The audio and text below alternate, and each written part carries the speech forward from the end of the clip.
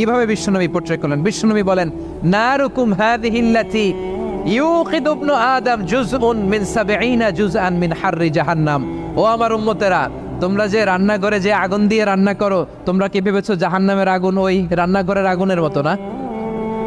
আপনারা কিচেনে যে রান্না করেন, এই রান্নাঘরের আগুন আর জাহান্নামের আগুন তো একই না? সিলেটের ভাইরা বুঝে থাকলে উত্তর দেন। কিচেনের রান্নাঘরের আগুন আর জাহান্নামের আগুন এক না? একরকম? বিশ্বনবী বলেন, জুজউন মিন ৭০ জুজআন মিন হাররি জাহান্নাম।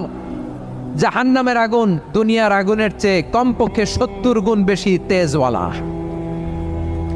জাহান্নামের আগুনকে আল্লাহ নাম দিয়েছেন নারুল্লাহ। এটা আল্লাহর আগুন, নারুল্লাহিল মুকাদা আল্লাতী তাত্তালিউ আলাল আফিদা, যেটা কলিজার মধ্যে যে ধরে যায়। দুনিয়ার আগুন হাতে লাগলে হাত জ্বলে, পায়ে লাগলে পা জ্বলে। জাহান্নামের আগুন দেহের যেই জায়গায় লাগুক না কেন, সাথে সাথে কলিজাটা জ্বলে ছাই হয়ে যাবে। নারুল্লাহিল মুকাদা আল্লাতী তাত্তালিউ আলাল আফিদা। জাহান্নামের আগুন গায়ে লাগলে আপনার কলিজা পড়ে ছাই হয়ে যাবে। ওই জাহান্নামে আমরা যেতে চাই? আমরা তো সবাই মিলে নাশিদ গাইলাম, জান্নাতে আমরা একা যাব না, সবাই মিলে যাব। ওই জাহান্নাম থেকেও সবাই মিলে বাঁচার দরকার আছে না নাই? কি ভয়ঙ্কর শাস্তির বর্ণনা যে বিশ্বনবী দিয়েছেন, এত বিস্তর আলোচনার সুযোগ আমার নাই। আমি শুধু সবচেয়ে হালকা পাতলা, দ্য লাইট পানিশমেন্ট, সবচেয়ে হালকা শাস্তি কি হবে এটা বলবো। বিশ্বনবী বলেন, ইন্না আহওয়ানা আহলিন নারি আযাবান ইয়াউমাল কিয়ামাতি লারাজুলুন তুদাউ ফি আখমাসি কদামাইহি জামরাতান ইয়াগলি মিনহুমা দিমাগু। জাহান্নামের সবচেয়ে হালকা আযাব কি হবে শোনো। সবচেয়ে ভারী না হালকা? সবাই বলুন, জাহান্নামের সবচেয়ে কঠিন আযাব না হালকা? জাহান্নামের সবচাইতে হালকা আযাব হলো ওই ব্যক্তির আযাব যার পায়ে দুটো জাহান্নামের আগুনের জুতা পুড়িয়ে দেয়া হবে। ওই আগুনের উত্তাপে তার মাথার মগজগুলো ভাতের মারের মতো টপ টপ টপ টপ করে বেয়ে বেয়ে পড়বে। নাউজুবিল্লাহ পড়বেন না? আচ্ছা প্রিয় সিলেট, আওয়াজ করে বলেন, এইটা যদি সবচেয়ে জাহান্নামের ভেতরে লক্ষ লক্ষ কোটি কোটি কাফের মুশরিককে দেওয়ার পরেও জাহান্নাম বলবে হাল মিম মাজিদ, আরো আছে নাকি, আরো দাও। কোটি কোটি কাফেরের দল, মুশরিকের দল, সীমা লঙ্ঘনকারী দল, তাদেরকে যখন জাহান্নামে ফেলা হবে, বড় বড় পাথর খণ্ড জাহান্নামে ফেলা হবে, তারপরও জাহান্নাম বলবে হাল মিম মাজিদ, আরো আছে নাকি, দাও, আরো দাও, আরো দাও। আমার ক্ষুধা নিবারণ হয় নাই। জাহান্নামে তো উত্তপ্ত হবে, জ্বলন্ত হবে, ভয়ঙ্কর হবে। জাহান্নামের এক অংশ আরেক অংশকে খেয়ে ফেলবে। আল্লাহু আকবার। ফেরেশতারাও টালমাটাল হয়ে যাবে। জাহান্নামের রক্ষী ফেরেশতারা কি করবে তারা নিজেরাও বুঝতে পারবে না। কোটি কোটি মুশরিক কাফেরদেরকে জাহান্নামে নিক্ষেপ করার পরেও জাহান্নাম ঠান্ডা হবে না, শান্ত হবে না, বলবে হাল মিম মাজিদ, আরো আছে নাকি, আরো দাও। তখন আল্লাহ তাআলার কুদরতি পা জাহান্নামের ভেতরে ঢুকিয়ে দিবেন। সুবহানাল্লাহ পড়তে পারলেন না মজা করে? কোনো কিছুতেই যখন জাহান্নামকে শান্ত করা যায় না, আল্লাহ তাআলা তার কুদরতি পা জাহান্নামে ঢুকিয়ে দিবেন। দেওয়ার সাথে সাথে জাহান্নাম থেকে আওয়াজ আসবে, কত কত বিইজ্জাতিকা ওয়া বিকদরিক, আল্লাহ বিইজ্জাতিকা ওয়া বিকারামিক, আল্লাহ আপনার ইজ্জতের কসম, যথেষ্ট হয়েছে, এনাফ এনাফ, আর লাগবে না। সুবহানাল্লাহ বলেন। ওই ভয়ঙ্কর জাহান্নামে আমরা যেতে চাই কেউ? আমরা সব সময় ওই জাহান্নাম থেকে আল্লাহর কাছে পানাহা চাই। আওয়াজ করে বলেন ঠিক কিনা? বিশ্বনবী সব সময় আল্লাহর কাছে আল্লাহর জান্নাত চাইতেন, আল্লাহর জাহান্নাম থেকে পানাহা চাইতেন। তিনি বলতেন, আল্লাহুম্মা ইন্না নাসআলুকাল জান্নাতা ওয়া নাউযু বিকা মিনান নার। আল্লাহ তোমার কাছে জান্নাত চাই, তোমার জাহান্নাম থেকে পানাহা চাই। আবার আমরা যখন দোয়া পড়ি, আমরা পড়ি রব্বানা আতিনা ফিদ দুনিয়া হাসানাতাও ওয়া ফিল আখিরাতি হাসানাতাও ওয়া কিনা আযাবান নার। আল্লাহ দুনিয়ার কল্যাণ দাও, আখিরাতের কল্যাণ দাও, জাহান্নামের আগুন থেকে বাঁচিয়ে দাও, পড়ে আমিন। ওয়া কিনা আযাবান নার মানে কি? আল্লাহ তুমি আমাদেরকে বাঁচাও আগুনের শাস্তি থেকে। এটা বিশ্বনবীর সবচাইতে প্রিয় দোয়া ছিল। নবী যখন তাওয়াফ করতেন, প্রতিটা তাওয়াফে তিনি এই দোয়াটা পড়তেন। রুকনে ইয়ামানি থেকে হাজরে আসওয়াদে যখন তিনি যেতেন, এই দোয়াটা পড়তেন, রব্বানা আতিনা ফিদ দুনিয়া হাসানা ওয়া ফিল আখিরাতি হাসানা ওয়া কিনা আযাবান নার। আল্লাহ দুনিয়ার কল্যাণ দাও, আখিরাতের কল্যাণ দাও। আল্লাহ জাহান্নামের আগুনের শাস্তি থেকে তুমি আমাদেরকে বাঁচাও। আওয়াজ করে সবাই পড়ুন আমিন। তাহলে বিশ্বনবী ওই জাহান্নামের ব্যাপারে আমাদেরকে সতর্ক করেছেন, এজন্য আল্লাহ তাআলা বিশ্বনবীর নাম দিয়েছেন নাযীর, সতর্ককারী, ওয়ার্নার। আল্লাহ বলেছেন নবী আপনারে আমি শাহিদ মানে সাক্ষ্যদাতা বানালাম, মুবাশশিরান আপনারে আমি সুসংবাদদাতা বানালাম, নাযীরা আপনারে আমি সতর্ককারী বানালাম। 4 নম্বরে ওয়াদাইয়ান ইলাল্লাহি বিইذনিহি, আপনারে আমি দাঈ ইলাল্লাহ বানালাম। সুবহানাল্লাহ পড়েন। আপনাদের মনোযোগ আছে না গেছে? মাশাআল্লাহ মনোযোগ আছে তো? আমি তো ভাবছি বোরিং হয়ে গেছে।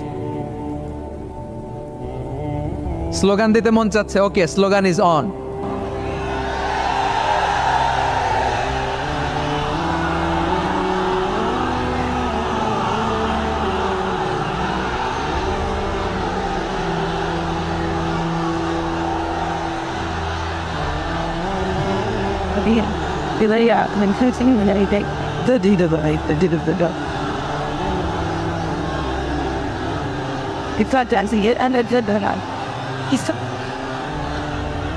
মাশাআল্লাহ মাশাআল্লাহ। হ্যাঁ ঠিক আছে, আর কয়েক মিনিট।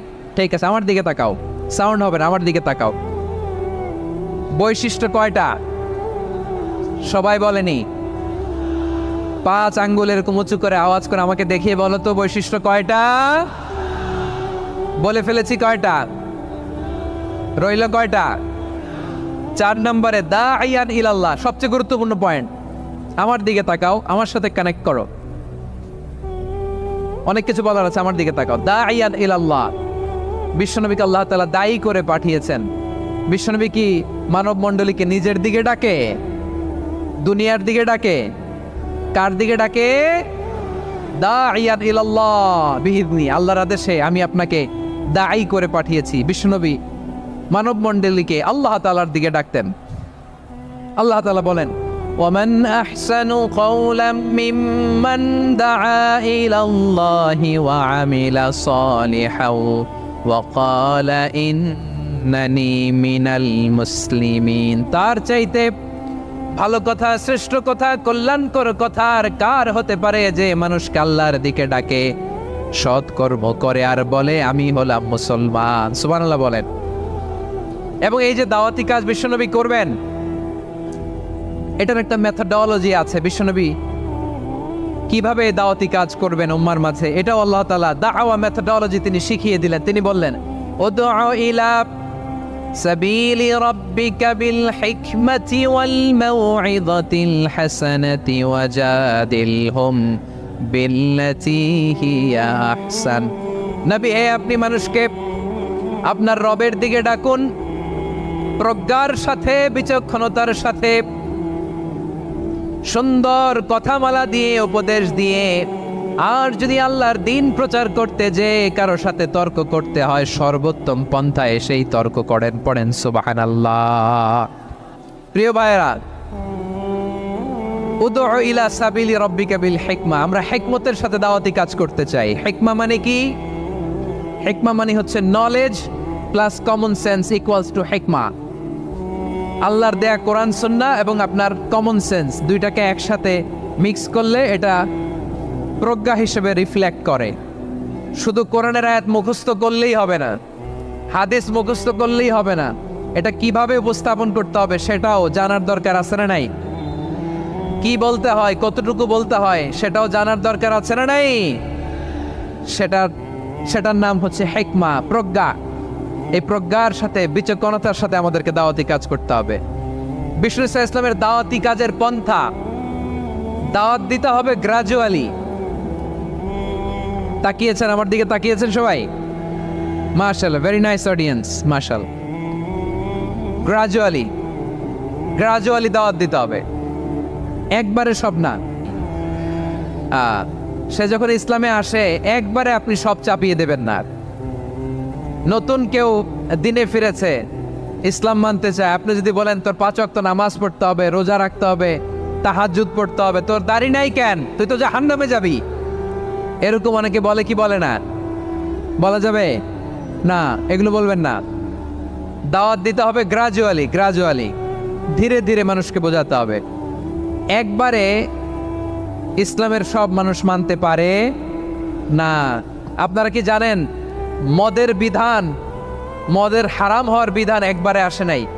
প্রথমে বলা হয়েছে মদে কিছু উপকারও আছে, ক্ষতিও আছে, তবে উপকারের চেয়ে ক্ষতি বেশি। সাহাবারা সাবধান হয়ে গেল। এরপর বিধান নাজিল হলো, তোমরা নামাজে যাওয়ার আগে মদ খেও না। 5 বেলা সাহাবারা আর মদের কাছেও যেতেন না, আরো সাবধান হয়ে গেল। সব শেষে ইন্নামাল খামরু ওয়াল মাইসিরু ওয়াল আনসাবু ওয়াল আজলামু রিজসুম মিন আমালিশ শাইতান ফাজতানিবু। মদ, জুয়া এগুলো শয়তানের কাজ, এগুলো থেকে বিরত থাকো। সবাই মদ খাওয়া থেকে একেবারে বিরত রইল। মদের মটকা হাড়ি ভেঙে সবাই মদিনার রাস্তায় ঢেলে দিল। মদের পানিতে পুরো মদিনার অলি গলি সয়লাভ হয়ে গেল। বলেন সুবহানাল্লাহ। তাহলে মদ কি একবারে হারাম হয়েছে? প্রিয় সিলেট, আওয়াজ করে বলেন, মদের বিধান, হারাম হওয়ার বিধান এটা কি একবারে হয়েছে? কেউ যদি ইসলাম মানতে চায় একবারে তাকে সবকিছু চাপিয়ে দেয়া যাবে না। আমাদের কাছে অনেকে আসে, আয়সা বলে, হুজুর আমার মেয়েটা পর্দা করে না, হুজুর পর্দা করে না, ওর জন্য দোয়া করেন। তা আমি বলি বয়স কত? বলে 22। তো 22 বছর বয়সে আগে কি করছেন? আগে পর্দা করাইছেন? না, করাই নাই। তো এখন তো আর হবে না। এখন তাকে আস্তে আস্তে বুঝান যে মা শালীন পোশাক পরো, একটু শালীন, যেমন আছে তেমনই থাকো, শালীন পোশাক। শালীনে অভ্যস্ত হলে বোঝান, মারে একটু মাথায় কাপড় দাও, একটু হেজাব করো। ওইটাতে অভ্যস্ত হয়ে গেলে এরপরে তাকে নেকাবের দিকে আপনি আহ্বান করেন। ওইটাতে অভ্যস্ত হয়ে গেলে হাত মোজা, পা মোজা যদি করতে চায়, এইভাবে গ্রাজুয়ালি আগাতে হবে। প্রিয় ভাইয়েরা, আমি বলেছিলাম যে একদল খেয়ে গিয়েছে, আরেক দল খাওয়ার জন্য রেডি হয়ে আছে। তো কোনো দল এটা নিয়ে কোনো কথা বলল না। আপনারা এটাকে নিজের গায়ে যে মাখালেন, এটা ঠিক হয়নি। আর এই জাতীয় বার্তা যখন আমরা দেই, তখন যদি আপনি বলেন যে পারলে রাজনীতিতে আসেন, পারলে দল করে দেখান, এটা হইল? তো যশোরের প্রোগ্রামের এক ভিডিওর পেছনে আমাদের কিছু দিনী ভাইরা 6 বছর আগের এক অডিও ব্যাকগ্রাউন্ডে জুড়ে দিয়ে বিভ্রান্তি ছড়ানোর জন্য সোশ্যাল মিডিয়াতে ছড়িয়ে দিয়েছে।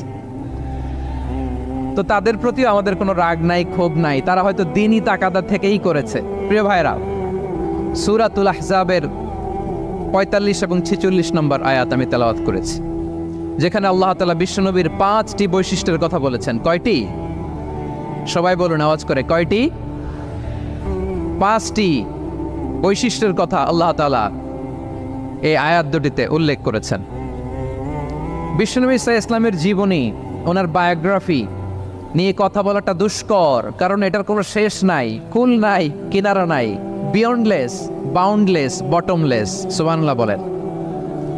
কারণ তিনি তো এমন নবী যিনি হ্যাঁ বললে এটা শরীয়তে হালাল হয়ে যায়। নবীর মুখ দিয়ে যদি বেরোয় হ্যাঁ, নাম, ইয়েস, তাহলে এটা হালাল। ঠিক কিনা বলেন? এ নবীর মুখ দিয়ে যদি না বের হয় যে না, নো, তাহলে এটা শরীয়তে হারাম হয়ে যায়। কেমন নবী আমরা পেয়েছি, যিনি হ্যাঁ বললে হালাল, না বললে হারাম, যিনি সাব্বাবা, এই আঙ্গুলি উপরের দিকে উঁচু করলে চাঁদ ভেঙে 2 টুকরা হয়ে যায়, যে নবী জমিন থেকে পা উঁচু করলে আল্লাহর আরশে মেরাজে চলে যায়। এমন নবীর উম্মত আমরা হয়েছি। যে নবীকে বাদ দিলে কোরআন বোঝা যায় না, কারণ এ নবীর উপরই কোরআন নাজিল করেছে কে? এ নবীকে বাদ দিলে হাদিস বোঝা যায় না, কারণ হাদিস তো এ নবীর মুখনিসৃত পবিত্র বাণী। সুবহানাল্লাহ পড়েন। এ নবীকে বাদ দিলে জান্নাত চেনা যায় না, কারণ জান্নাত তিনি চাক্ষুষ দেখে এসে আমাদেরকে মেরাজ শেষে বর্ণনা করে শুনিয়েছেন। এ নবীকে বাদ দিলে জাহান্নাম চেনা যায় না, এ নবীকে বাদ দিলে আমার রবকে চেনা যায় না। ঠিক কিনা বলেন? তো বিশ্বনবীর 5টি বৈশিষ্ট্যের কথা আল্লাহ তাআলা এই সূরাতে উল্লেখ করেছেন। আল্লাহ রাসূল সাল্লাল্লাহু আলাইহি ওয়াসাল্লাম যখন মক্কাতে দাওয়াত দিচ্ছিলেন, মক্কার কুরাইশরা নানাভাবে বিষ্ণু ঈসা ইসলামকে কষ্ট দিচ্ছিল, নানাভাবে ট্যাগিং করছিল, মিথ্যা অপবাদ দিচ্ছিল। কখনো কখনো তারা বিশ্বনবীকে বলছিল মিথ্যাবাদী, কাযযাব। কখনো বলছিল যে তুমি হচ্ছে জাদুকর, সাহের। কখনো বলেছে শায়ের, মুহাম্মদ তুমি কবি। কখনো বলেছে কাহেন, মুহাম্মদ তুমি গণক। এবং কখনো বলেছে মুহাম্মদ তুমি হচ্ছে মাজনুন মানে পাগল। আওয়াজ করে সবাই পড়ুন নাউযু বিল্লাহি মিন যালিক। তাহলে বিশ্বনবীকে মৌলিকভাবে এই 5টি অপবাদ দিয়েছে। আমার কলেজা টুকরা সিলেটের ভাইরা, বিশ্বনবীর ব্যাপারে মিথ্যা অপবাদ মৌলিকভাবে দিয়েছে কয়টি? 5টি। বলেছে তুমি মিথ্যাবাদী, বলেছে তুমি গণক, তুমি কবি, তুমি পাগল, তুমি জাদুকর। বিশ্বনবীকে যে এই 5টি অপবাদ দেয়া হলো, আল্লাহ তাআলা এটা সহ্য করেননি। এই 5টি অপবাদের বিপরীতে আল্লাহ তাআলা বিশ্বনবীর 5টি চমৎকার বৈশিষ্ট্য উল্লেখ করে সূরাতুল আহজাবের 2টি আয়াত নাজিল করেছেন। আওয়াজ করে পড়েন আল্লাহু আকবার। 5টি চমৎকার বৈশিষ্ট্য সূরাতুল আহজাবের ভেতরে রব্বুল আলামিন উল্লেখ করে আমাদেরকে জানিয়ে দিচ্ছেন, ইয়া আইয়ুহান নাবিয়্যু ইন্না আরসালনাকা শাহিদান ওয়া মুবাশশিরান ওয়া নাযীরা ওয়া দাঈয়ান ইলাল্লাহি বিইذনিহি ওয়া সিরাজাম মুনীরা। পড়েন আল্লাহু আকবার। রব্বুল আলামিন ডেকে বলেন, ও নবী, নিশ্চয় আমি আপনাকে সাক্ষ্যদাতা রূপে প্রেরণ করেছি, সুসংবাদদাতা রূপে প্রেরণ করেছি, সতর্ককারী রূপে প্রেরণ করেছি, আল্লাহর দিকে আহ্বানকারী রূপে প্রেরণ করেছি, আর আলোদানকারী চেরাগ রূপে, প্রদীপ রূপে প্রেরণ করেছি। পড়েন সুবহানাল্লাহ। 5টা বৈশিষ্ট্য। 1 নম্বরে আল্লাহ তাআলা বললেন, হে নবী, নিশ্চয় আমি আপনাকে সাক্ষ্যদাতা হিসেবে প্রেরণ করেছি। সাক্ষ্যদাতা, বিষ্ণু ইসা ইসলাম সাক্ষ্য দিবেন, এজন্য শাহিদ। শাহিদ মানে সাক্ষ্যদাতা। আওয়াজ করে বলুন, শাহিদ মানে কি? তিনি সাক্ষ্য দিবেন। মুবাশশির, 2 নম্বর বৈশিষ্ট্য হচ্ছে তিনি মুবাশশির। মুবাশশিরুম বিরাহমাতিল্লাহি ওয়া বিল জান্নাহ। তিনি আল্লাহর রহমতের সুসংবাদ দেন, তিনি আল্লাহর জান্নাতের সুসংবাদ দেন। সুবহানাল্লাহ পড়েন। 3 নম্বর বৈশিষ্ট্য হচ্ছে নাযীর, তিনি সতর্ককারী। ওয়ার্নার, তিনি সাবধান করতে এসেছেন, রিমাইন্ডার দিতে এসেছেন যে আল্লাহর পথে যদি না চলো, শিরকি কাজ যদি না থামাও, তাহলে এমন আযাব আসবে আল্লাহর পাকড়াও থেকে তুমি বাঁচতে পারবে না।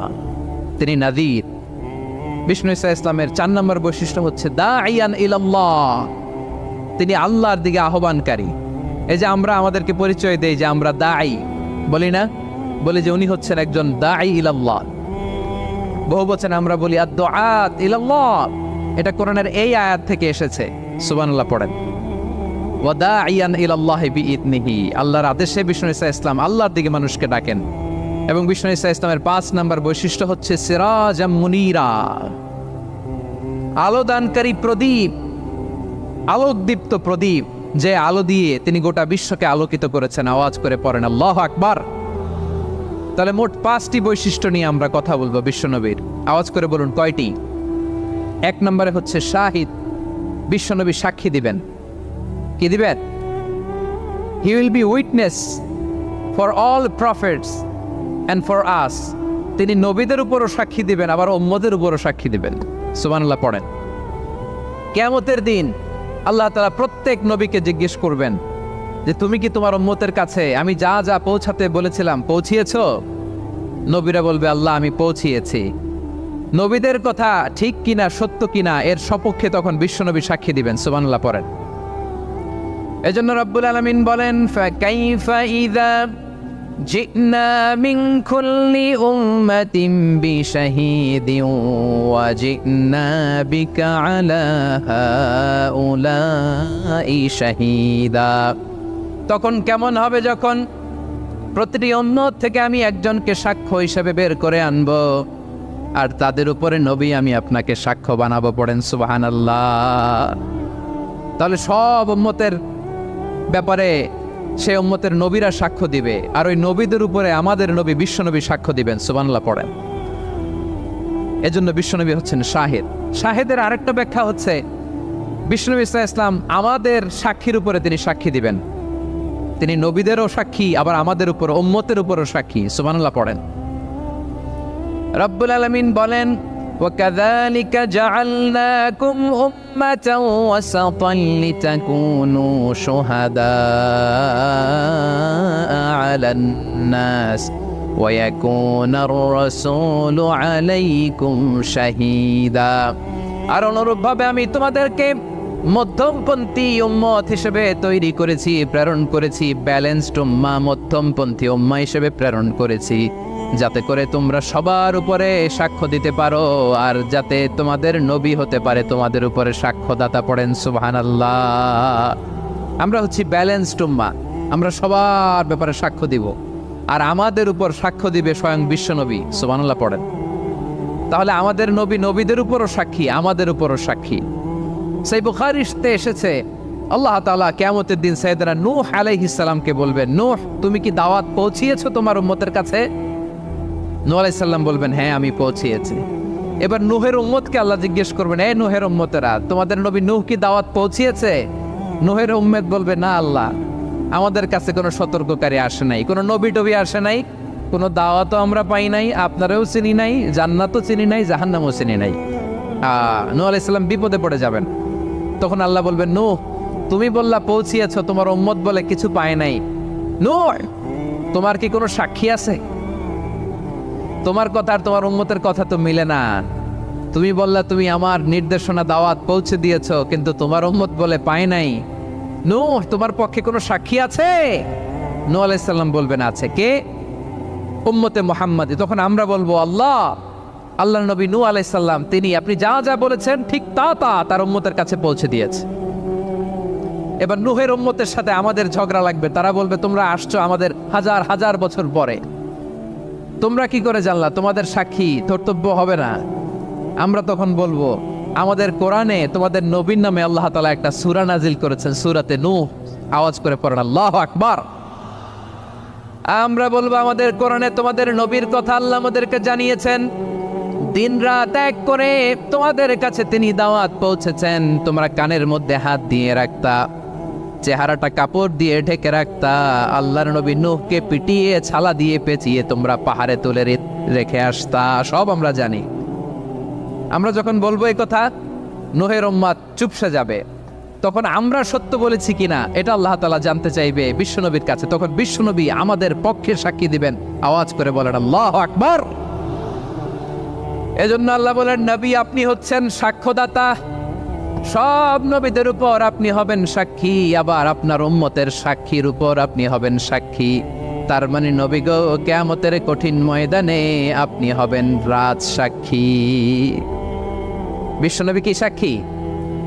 আওয়াজ করে বলেন, রাজ সাক্ষী, সব সাক্ষীর বড় সাক্ষী। এজন্য বিশ্বনবীকে আল্লাহ তাআলা প্রথম যে বৈশিষ্ট্যটা দিয়েছেন সেটা হচ্ছেন শাহিদ।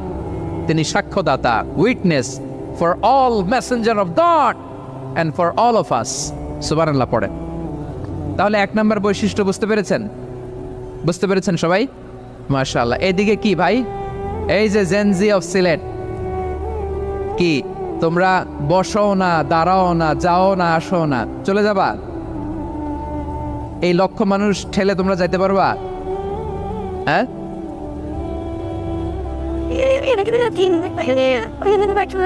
বসো বসো, বসতে হবে। শুরুতেই তোমাদের অনেক প্রশংসা করলাম, এই যদি হয় তোমাদের প্রশংসার নমুনা তাইলে হবে না। বসো, মেহেরবানি করে বসো, বসো।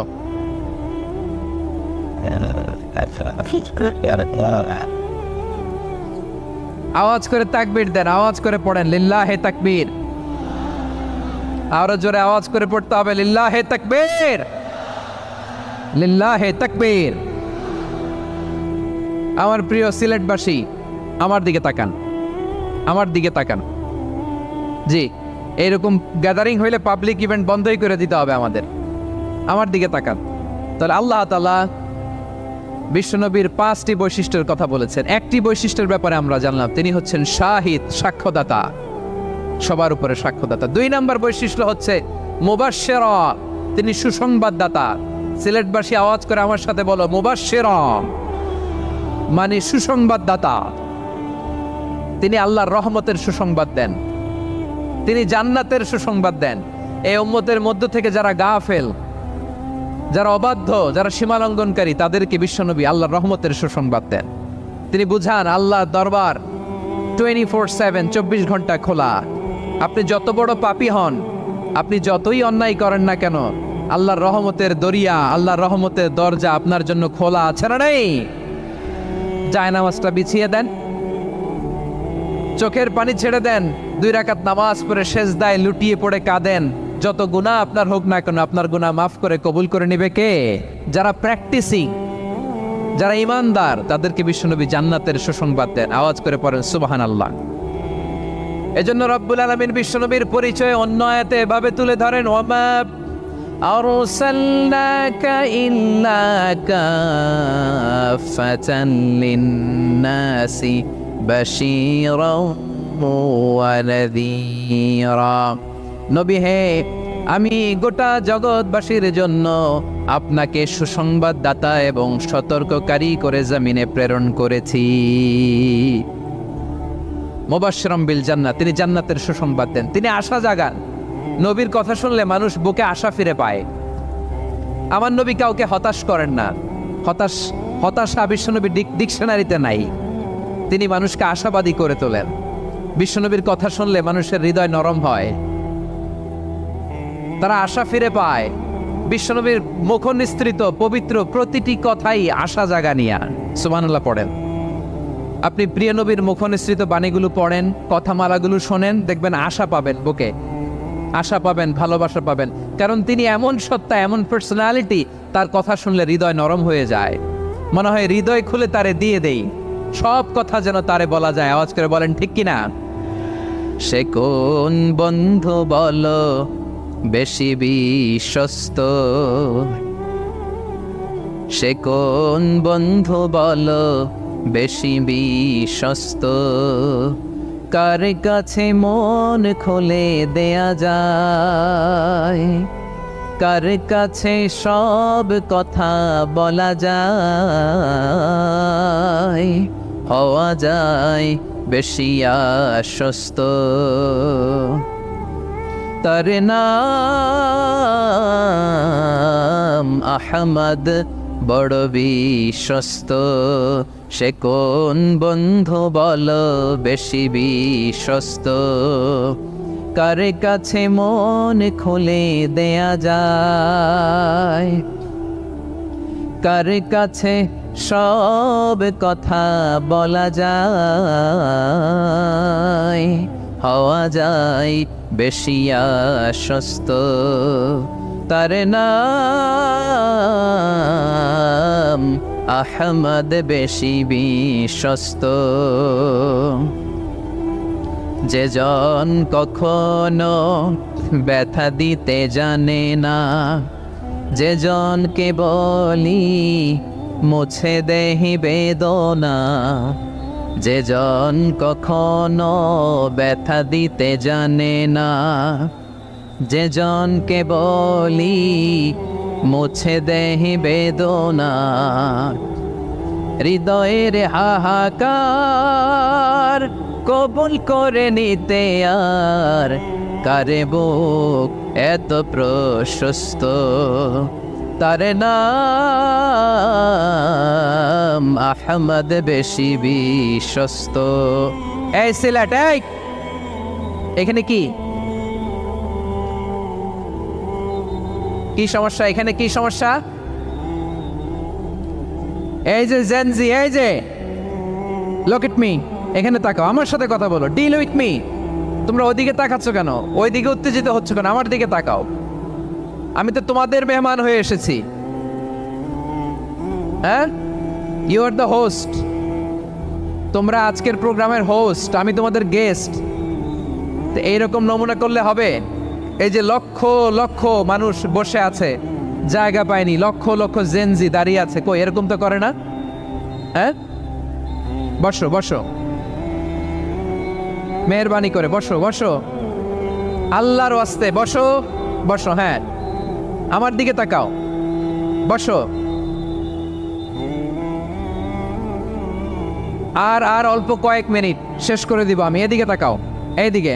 হ্যাঁ, মাশাআল্লাহ, হ্যাঁ ঠিক হয়ে গেছে, মাশাআল্লাহ, হ্যাঁ ঠিক আছে, ঠিক আছে। আরেকজনকে বসুন, থামুন বলার দরকার নেই, নিজে নিজে বসে যাও। এতক্ষণ তো খুব শান্ত ছিলা, ভদ্র ছিলা, মাশাআল্লাহ, ঠিক আছে। হ্যাঁ, কেউ কারো দিকে কিছু ছুঁড়ে মারা যাবে না, পানির বোতল, টিস্যু ছুঁড়ে মারা যাবে না, হয়েছে? ঠিক আছে, ঠিক আছে। ওদিকে ব্যস্ত বাচ্চা হ্যাঁ যা একজন মাশাআল্লাহ, মাশাআল্লাহ, হ্যাঁ ঠিক আছে। আমি জানি এগুলো ভালোবাসা, এই ভালোবাসাগুলোই ডুবাবে আমারে।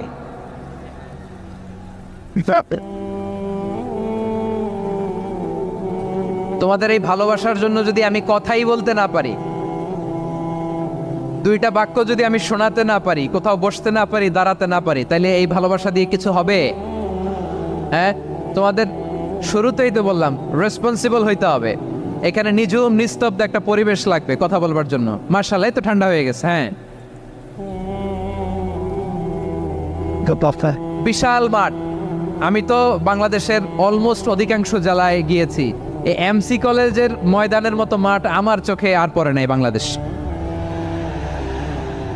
এত বড় ময়দান, এই পুরো ময়দানে লাইটিং করে ওনারা ব্যবস্থাপনা করেছেন, এলইডি স্ক্রিন দিয়েছেন যাতে করে দূর দূরান্ত থেকে দেখা যায়। এখন আমাকে সবাই যদি কাছে থেকে দেখতে চাও, কাছে থেকে দেখে দেখে লক্ষ লক্ষ মানুষ, 5 লাখ 10 লাখ লোক কি কাছে বসে দেখতে পারবে? তো এতটুকু স্যাক্রিফাইস তো করতে হবে তোমাদের। হ্যাঁ, ঠান্ডা হয়েছে, ঠিক আছে, মাশাআল্লাহ। হ্যাঁ, এই কয়েকজন শুধু, হ্যাঁ বসে যাও। আল্লাহর ওয়াস্তে আমি সবাইকে দেখতে পাচ্ছি, আল্লাহর ওয়াস্তে মেহেরবানি করে চুপ থাকো। প্রিয় ভাইয়েরা, বিশ্বনবী তিনি মানুষের হৃদয়ে আশা জাগান। আমরা মানুষকে ভয় দেখাই, ঠিক কিনা? আমরা ইসলামকে এমন কঠিনভাবে উপস্থাপন করি, মানুষ ভয় পেয়ে যায়। বিশ্বনবী মানুষকে ভয় দেখাতেন না, তিনি আশা দিতেন, ভরসা দিতেন। কানা রাসূলুল্লাহ সাল্লাল্লাহু আলাইহি ওয়াসাল্লাম ইযা বাআসা আহাদান মিন আসহাবিহি ফি আমরিহি কানা ইয়াকুল বাশশিরু ওয়ালা তুনাফিরু ইয়াসসিরু ওয়ালা তুআসসিরু। কাউকে কোনো দায়িত্ব দিয়ে পাঠালে সাহাবাদেরকে তিনি বলে দিতেন প্রত্যেককে যে বাশশিরু ওয়ালা তুনাফিরু, মানুষকে সুসংবাদ দিও, দিন থেকে ভাগিও না। সহজভাবে ইসলামকে উপস্থাপন করো, ইসলামের শিক্ষাটাকে জটিল করে উপস্থাপন করো না। সুবহানাল্লাহ। ইদা সাআলতা ফাসআলিল্লাহ, যখন চাইতে মনে চায় আল্লাহর কাছে চাও, যখন সাহায্যের দরকার হয় আল্লাহর কাছে সাহায্য চাও। বিশ্বনবী নিজেও বিপদে পড়লে সাহায্য চাইতেন কার কাছে? আল্লাহর ওয়ালিরা বিপদে পড়লে সাহায্য চায় কার কাছে? তো আমরাও চাবো কার কাছে? এমনকি বিশ্বনবীর কাছেও সাহায্য চাওয়া যাবে না। বিশ্বনবীর মাকবারের সামনে আমরা মসজিদ নববীতে যখন সালাত পড়ে ওনার কবরের সামনে দাঁড়িয়ে যখন সালাম দেই, তখন বিশ্বনবীর কাছে কিছু চাওয়া যায় না। আল মাইয়িতু ফিল কবর কাল গরীকু ফিল বাহর। সাঁতার না জানা ব্যক্তি সাগরে পড়লে যেরকম অসহায়, মানুষ মরে গেলে এরকম অসহায়। সে আপনারে কিছু করতে পারে না, আপনি বরং তাকে দোয়া করে তার রুহে আপনি সওয়াব পৌঁছে দিয়ে আসবেন, তার জন্য ক্ষমা চাইবেন, ইস্তেগফার করবেন, কিন্তু তার কাছে কিছু চাওয়া যাবে? কিন্তু আমাদের দেশে চায় না। মাজারে যেয়ে চায় কি চায় না? দয়াল বাবার কাছে চায় কি চায় না? দয়াল বাবা রে দয়া করো আমারে বলে, এখনো বলে। এত আমরা বুঝাই, তাওহীদের পক্ষে মানুষকে বুঝাই, শিরকের বিপরীতে আমরা মানুষকে সচেতন করি, এরপরেও বলে দয়াল বাবা রে দয়া করো আমারে। দয়াল বাবা আপনার দয়া করতে পারে না, দয়া করতে পারে কে? এজন্য জীবনের যে কোনো মুহূর্তে, যে কোনো পরিস্থিতিতে, সিচুয়েশনেই আমরা থাকি না কেন, আমরা সাহায্য চাইবে একজনের কাছে, চিল্লায় বলতে হবে তিনি কে? হাদিসে কুদসিতে আল্লাহ বলেন, লাউ আন্না আউওয়ালাকুম ওয়া আখিরাকুম ইনসাকুম ওয়া জিন্নাকুম, পৃথিবীর সব মানুষগুলো, সব জিনগুলো, সাইয়েদনা আদম থেকে শুরু করে up to the day of judgement, কিয়ামত পর্যন্ত যারা এসেছিল, যারা আছে, যারা আসবে, সবাই যদি একটা ময়দানে দাঁড়িয়ে যায় আর দাঁড়িয়ে যদি আল্লাহর কাছে চাইতে থাকে, আল্লাহ এটা দাও, গাড়ি দাও, বাড়ি দাও, নারী দাও, সম্মান দাও, একটার পর একটা যদি আল্লাহর কাছে চাইতে থাকে, আর আল্লাহ তাআলা যদি তাদের সব চাহিদা পূরণ করে দেয়, সবও যদি দিয়ে দেয়, আল্লাহ বলে আমার ভান্ডারের 1 ইঞ্চিও কমবে না। তো যার ধন ভান্ডার এত বিশাল, তাকে রেখে দিয়ে আমরা অন্য জায়গায় চাবো কেন? কথা বুঝতে পেরেছেন? এটার নাম হচ্ছে তাওহীদ। মানে আমাদের সবকিছু এক কেন্দ্রিক হবে, আমাদের চাওয়া পাওয়া, বাসনা, যন্ত্রণা, আকাঙ্ক্ষা সবকিছু আমরা কার কাছে বলবো? এটার নাম তাওহীদ। এটার নাম কি? তাওহীদেরই মুর্শিদ আমার মোহাম্মদের নাম বলো, মোহাম্মদের নাম। আল্লাহর নাম জপলে বুঝতে পারি আল্লাহরই কালাম, বলো মোহাম্মদের নাম। ওই নামেরই রশি ধরে যাই আল্লাহর পথে, ওই নামেরই ভেলায় চড়ে ভাসি নূরের স্রোতে। ওই নামের বাতি জেলে দেখি আরশের মুকাম, বলো মোহাম্মদের নাম। তাওহীদেরই মুর্শিদ আমার মোহাম্মদের নাম, বলো মোহাম্মদের নাম। চিল্লায় পড়েন আল্লাহু আকবার।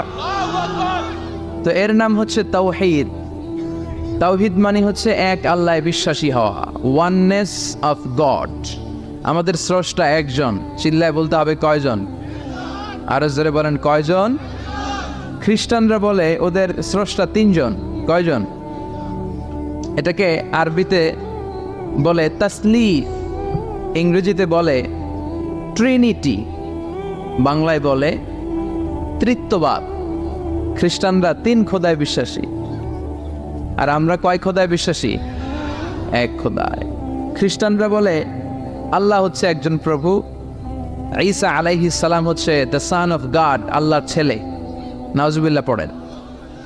আবার জিব্রাইল আলাইহিস সালামকেও আরেক খোদা মানে, তারা ওনাকে বলে দ্য হোলি স্পিরিট।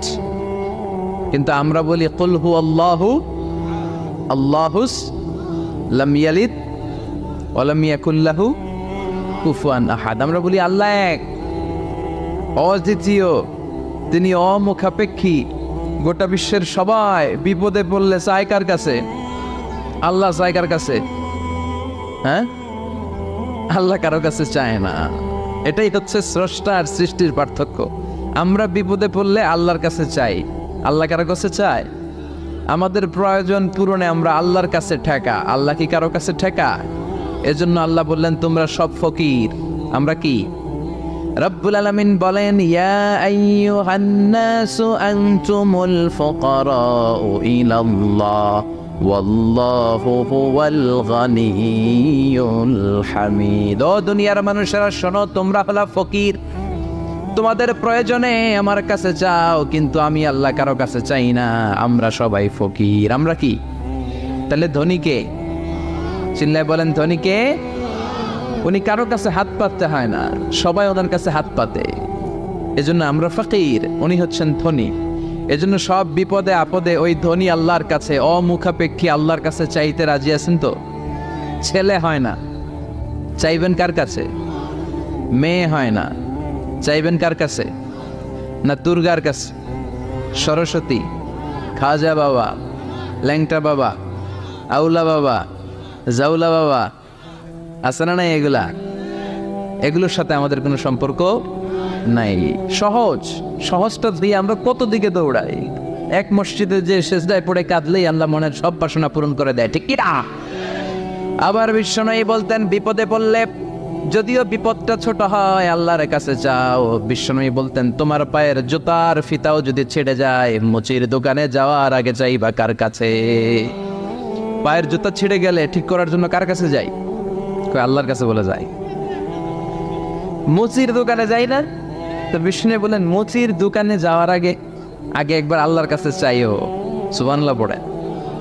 বিশ্বনবী নামাজ শেষ করলেন, নামাজ শেষ করে বিশ্বনবী সাহাবাদের দিকে মুখ ফিরিয়ে বসতেন আর বলতেন আল্লাহু আকবার। কি বলতেন? 3 বার পড়তেন আস্তাগফিরুল্লাহ, আস্তাগফিরুল্লাহ, আস্তাগফিরুল্লাহ। তারপর তিনি অনেক আযকার পড়তেন, আযকারুস সাবাহ ওয়াল মাসা। সকাল সন্ধ্যার জিকিরগুলো পড়ে উনি ওনার জিহ্বাটারে সিক্ত করে রাখতেন। আমাদের সময়ই হয় না, আমরা নামাজের পরে আল্লাহুম্মা আমিন, ইয়া আরহামার রাহিমিন, সব শেষ। কোনো তাসবিহ তাহলিল নাই, জিকির আজকার নাই। বিষ্ণুনবী এটা করতেন না, তাসবিহ পড়তেন। তো বিষ্ণুনবী প্রায় দেখতেন এক সাহাবী সালাম ফিরানোর পরে দেয় দৌড়। বিষ্ণুনবী একদিন বলে এক বসো, দৌড়াও কেন? কাজ আছে। বিষ্ণুনবী বললেন আরে তাসবিহ পড়ে, এটা বড় কাজ। সাহাবী বলে ইয়া রাসূলুল্লাহ আমি আল্লাহর কাছে কি চাবো? আমার তো চাওয়ার কিছু নাই। বিষ্ণুনবী বললেন লবণ চাও, লবণ। নুন চাও, এটা নুন।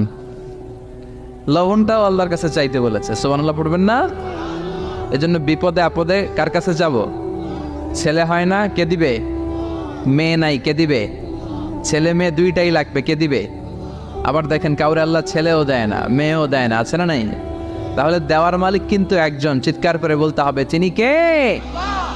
এটার নাম তাওহীদ। এটার নাম কি? তাওহীদ। আর এর বিপরীত যদি করেন তাহলে সব শেষ। আল্লাহ শীত থেকে তুমি আমাদের বাঁচাও। সবাই পড়েন আমিন। আপনাদের কি শীতে ধরছে? কষ্ট হচ্ছে? আপনাদের সাউন্ডের ভলিউম এত কম কেন? হ্যাঁ, লক্ষ্মীপুর খাবারের লোকদের সাউন্ডের ভলিউম খুব কম। ভলিউম বাড়াইতে চান না, সাউন্ড বাড়াইতে হবে, তাহলেই না কথা ইন্টারেক্টিভ হয়। আমি কথা বলবো, আপনারা শুধু শুনবেন, এই বক্তব্য আমি করি না। আমি ইন্টারেক্টিভ বক্তব্য করি, আমিও বলি, আমার শ্রোতারাও আমার সাথে কথা কয়। আলহামদুলিল্লাহ পড়েন। তো শেষ পর্যন্ত আমি যখন জিজ্ঞেস করবো আপনাদেরকে উত্তর করতে হবে বাঘের বাচ্চার মতো। মুমিন তো এরকম জিমায় জিমায় উত্তর দেয় না। মুমিন ইমানের তেজদীপ্ত বলে বলিয়ান হয়ে ওঠে, ঠিক কিনা? মুমিন জ্বলে ওঠে আপন শক্তিতে, আছে না নাই? যে ইমান প্রয়োজনে জ্বলে ওঠে না, যে ইমান সত্য ন্যায়ের কথা বলে না, যে ইমান প্রয়োজনে জ্বলে ওঠে না, যে ইমান সত্য ন্যায়ের কথা বলে না, যে ইমান বাস্তবে নাই, যে ইমান অন্তরে নাই, মুখে শুধু ফাঁকা বলি, কি করে তারে বলো ইমানে বলি, কি করে তারে বলো ইমানে বলি, কি করে তারে বলো ইমানে বলি। চিল্লায় বলেন ঠিক কিনা? যে ইমান ইমানে ভুলে নাস্তিকতার মঞ্চে ওঠে, যে ইমান বাতিল মতের দোসর হয়ে ফায়দা লুটে, আছে না নাই? যে ইমান শুধুই কেবল খায় দায় আনন্দ করে, যে ইমান বোঝে না যে আরাকানে ভাইরা মরে, যে ইমান বাস্তবে নাই, যে ইমান অন্তরে নাই, মুখে শুধু ফাঁকা বলি, কি করে তারে বলো ইমানে বলি, কি করে তারে বলো ইমানে বলি, কি করে তারে বলো ইমানে বলি, ঠিক কিনা? তো ইমানের বলে বলিয়ান হতে হবে, জ্বলে উঠতে হবে আপন শক্তিতে। রবির স্লোগান না? কথাটা ভালো, জ্বলে উঠতে হবে আপন শক্তিতে। তো এই জন্য ইমানদারের আওয়াজ হবে খুব বুলন্দ আওয়াজ। আপনাদের সুবহানাল্লাহ আলহামদুলিল্লাহর আওয়াজে আকাশ বাতাস চন্দ্র ভেদ করে এই আওয়াজ আল্লাহর আরশে যে ধাক্কা লাগতে হবে। চিল্লায় কোন ঠিক কিনা? শেষ পর্যন্ত এরকম বাঘের বাচ্চার মতো আওয়াজ করতে হবে। পারা যাবে না? ইনশাআল্লাহ পড়েন, আরো জোরে পড়েন ইনশাআল্লাহ। আজকের এই প্রোগ্রামে আসতে পেরে আমরা খুশি না বেজার? কম না বেশি? আমরা সবাই খুশি পরিমাণে বেশি আওয়াজ করে পড়েন আল্লাহু আকবার। আসুন আমরা আল্লাহ তাআলার দরবারে শুকরিয়া জ্ঞাপন করে যে আল্লাহ তাআলা এরকম চমৎকার পরিবেশে আমাদেরকে আসার বসার তৌফিক এনায়েত করলেন। আসুন হৃদয় নিংড়ানো মনের সবটুকুন ভালোবাসাকে উজাড় করে দিয়ে সিংহ শার্দুলের মতো গর্জন করে আকাশ বাতাস প্রকম্পিত করে মন প্রাণ বুক মুখ একসাথে করে দেহের সবটুকুন শক্তি গলার এই মাঝ বরাবর এনে আমরা চিৎকার করে পড়ি কালিমাতুশ শুকুর আলহামদুলিল্লাহ। সবাই পড়েন রব্বানা লাকাল হামদ হামদান কাসীরান তাইয়্যিবান মুবারাকান ফীহি ইয়া রাব্বি লাকাল হামদু কামা ইয়ানবাগি লিজালালি ওয়াজহিকা ওয়া আযীমি সুলতানিকা লাকাল হামদু বিল ঈমান লাকাল হামদু বিল ইসলাম লাকাল হামদু বিল কোরআন। প্রশংসা করলাম কার? আল্লাহর নাম জপতে কেমন লাগে? সবার ভালো লাগে? তাহলে আল্লাহর একটা ডাক দেন, বলেন ইয়া আল্লাহ। আবার ডাকেন, বলেন ইয়া আল্লাহ। আর জোরে ডাক দেন, পড়েন ইয়া আল্লাহ। আল্লাহ তুমি কবুল করো। ডাকলেই তিনি সাড়া দেয়, ডাকলেই, তবে ডাকার মতো ডাকতে হয়, ঠিক কিনা? ডাকার মতো ডাকলে তিনি সাড়া দেয়, সাড়া দেওয়ার জন্য তিনি বসে আছে 24/7, সপ্তাহের 7 দিন, দিনের 24 ঘন্টা, মাসের 30 দিন তিনি বসে আছে যে বান্দারা আমাকে ডাকে না কেন, ডাকলেই তিনি ডাকে সাড়া দেয়। চিল্লা এখন ঠিক কিনা? আল্লাহ তুমি আমাদেরকে বোঝার তৌফিক দান করো। আজকের এই জামায়াত হওয়াটা, এই মাহফিলটাকে তুমি আমাদের নাজাতের ওয়াসিলা বানাও। আজকে যেন আমরা কিছু শিখে যেতে পারি কোরআন থেকে, এবং সেগুলো নিজেদের জীবনে বাস্তবায়ন করার মধ্য দিয়ে আমরা যেন জান্নাতের উপযুক্ত হতে পারি। আওয়াজ করে পড়েন আমিন। লক্ষ্মীপুর দৌলত খা বাড়ি কসবা ব্রাহ্মণবাড়িয়ার উদ্যোগে আজকে তাফসীরুল কোরআনের মাহফিল 8ই জানুয়ারি।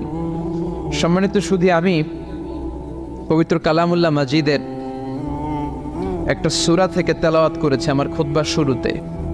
সূরাটার নাম সূরাতুল মুমিনুন। কি নাম? ভলিউম আবার কমে গেছে। সূরার নাম আরো জোরে, সূরাতুল মুমিনুন। সবাই বলতে হবে, বলেন তো সূরার নাম কি? সূরাতুল মুমিনুন। ভলিউম ঠিকই আছে, এটা কষ্ট করে বাইর করতে হয়। সূরাতুল মুমিনুন। আমি সবসময় বলি, আমি যখন আলোচনা করি আমি মনে করি ক্লাস। তো ক্লাস যদি হয়, এরা কারা? ছাত্র। তো ছাত্র যদি উত্তর না দেয় ঝামেলা আছে না নাই? উত্তর করতে হবে, তাহলে আলোচনাটা ইন্টারঅ্যাক্টিভ হবে, কিছু আমরা শিখে যেতে পারবো।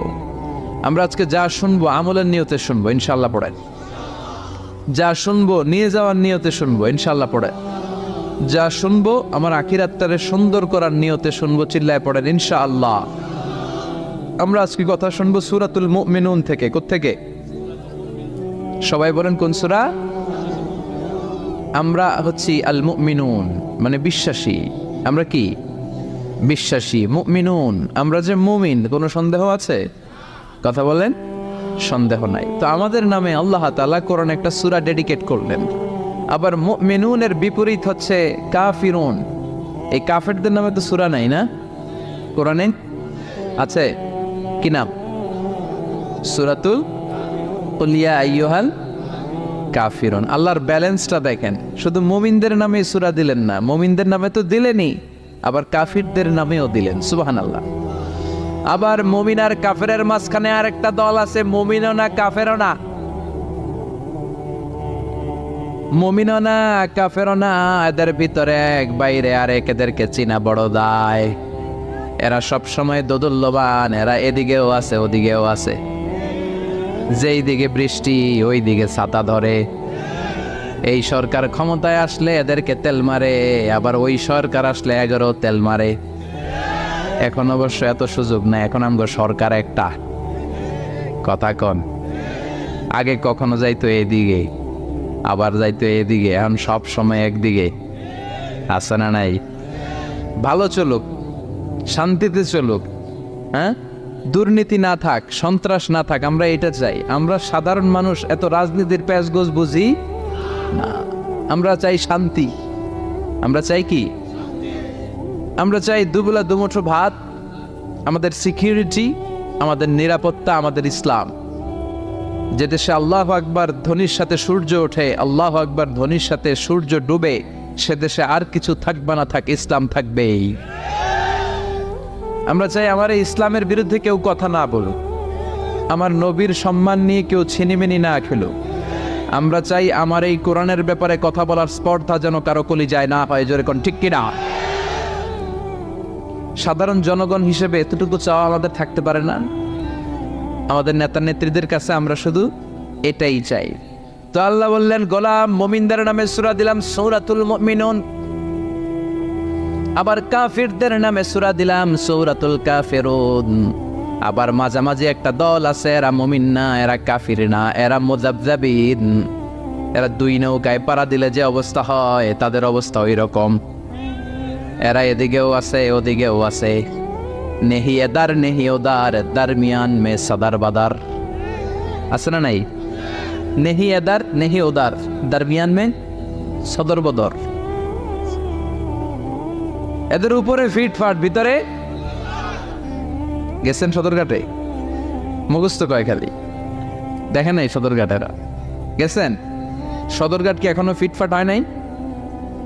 তো এদের অবস্থা হচ্ছে উপরে ফিটফাট, ভিতরে এদিকেও না ওদিকেও না, ভিতরে এক বাইরে আরেক। তার নাম মধু হই হই বিষ হাবাইলা।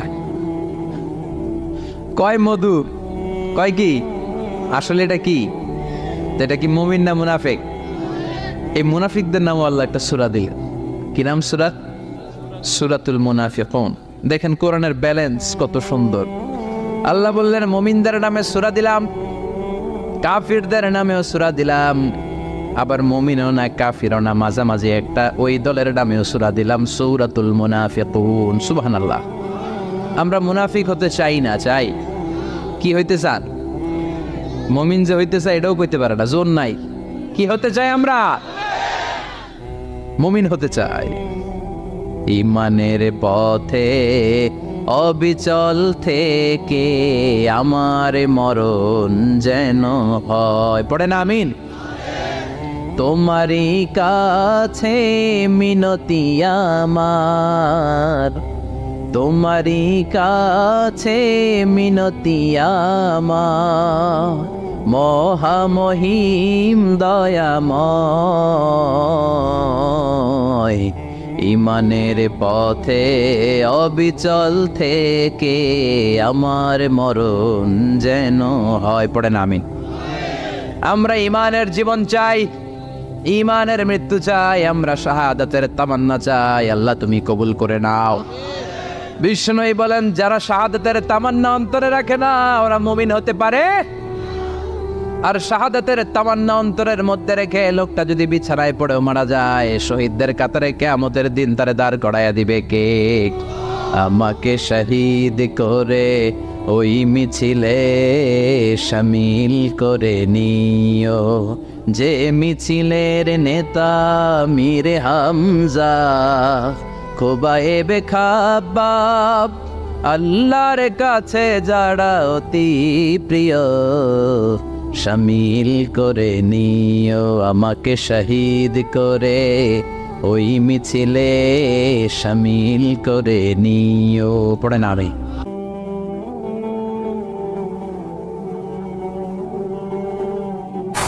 আর যাকে ফিল করবা তাকে বিয়ে করবো, ঠিক কিনা? ভালো না বাসলে বিয়ে করা যাবে? কথা বলেন না কেন? যুবক ছেলের, তুমি যাকে বিয়ে করবে তাকে দেখে নেবে। আমার বোনেরা যাদের কানে মাইকের আওয়াজ যায়, আপনি যে ছেলেকে বিয়ে করবে তাকে দেখে নিবে। তবে দেখতে গেলে ছেলে, তুমি শুধু মেয়েকে দেখতে পারবে, তোমার বাবা দেখতে পারবে না, তোমার ভাই দেখতে পারবে না, তোমার দুলাভাই দেখতে পারবে। কারণ বিয়ে হওয়ার আগে সবাই কেটে নিলে তুমি দেখতে গেছো তোমার বাপের পছন্দ, মাইয়া তোমার বাপের পছন্দ, বিয়ে হয়ে যাবে।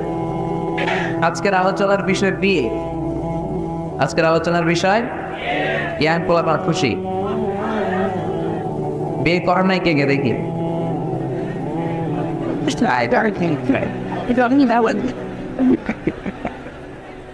আপনার দেখি আজকে তোমাদের একটা গতি করা যায় কিনা।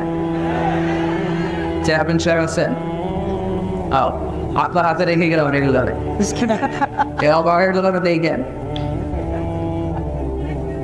কর নাই, জীবন বিয়ে করো নাই। হ্যাঁ, গার্জিয়ান বুঝে না কি কষ্ট রে ভাই।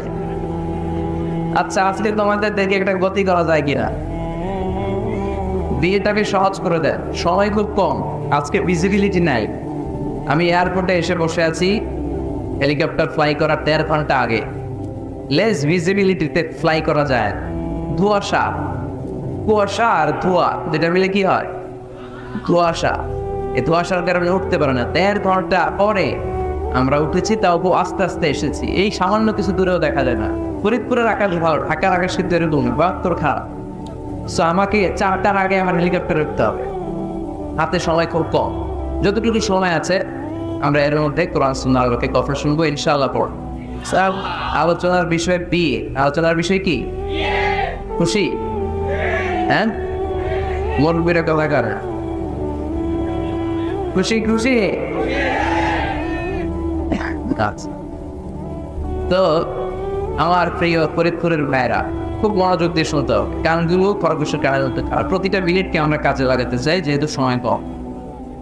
আমাকে শেষ পর্যন্ত সহযোগিতা করতে হবে। ওঠা বসা করা যাবে না, আওয়াজ করা যাবে, তাতে অল্প সময় বরকত বাড়ায় দিবে কে?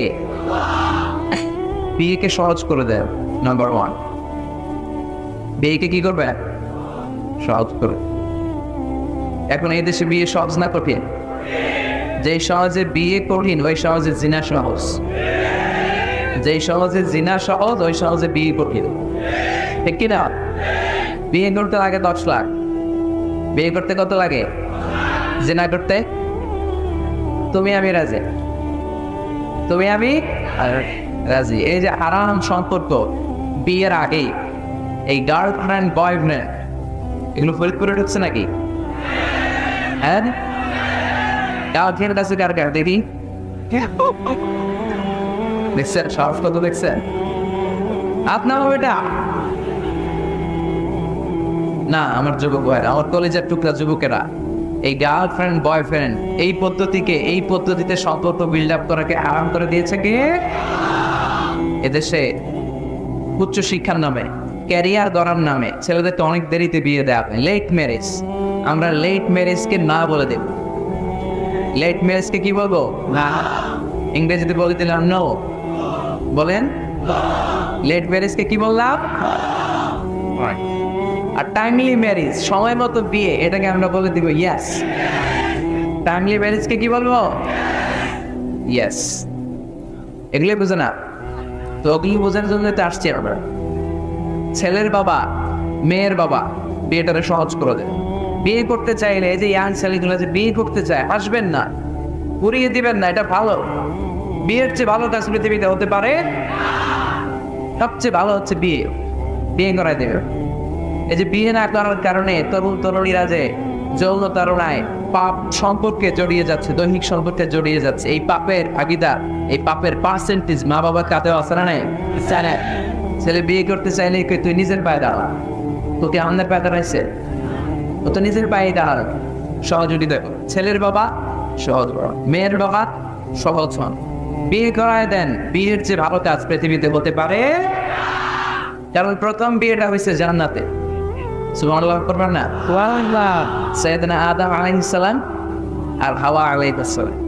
বলে শুনে উত্তর দেন। সাইয়েদনা আদম আলাইহিস সালামের শৈশব ছিল, শৈশব কৈশোর ছিল, জন্মগ্রহণের পরেই যুবক আর যুবতী। সুবহানাল্লাহ পড়েন।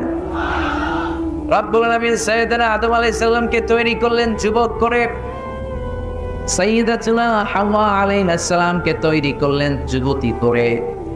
যুবক যুবতী দিয়ে তাদের জীবন শুরু, তাই জীবনের শুরুতে বিয়ে পড়ায় দিলেন কে? وقلنا يا آدم اسكن أنت وزوجك الجنة وكلا منها حيث شئتما رغدا ولا تقربا هذه الشجرة فتكونا من الظالمين. পড়েন আল্লাহু আকবার।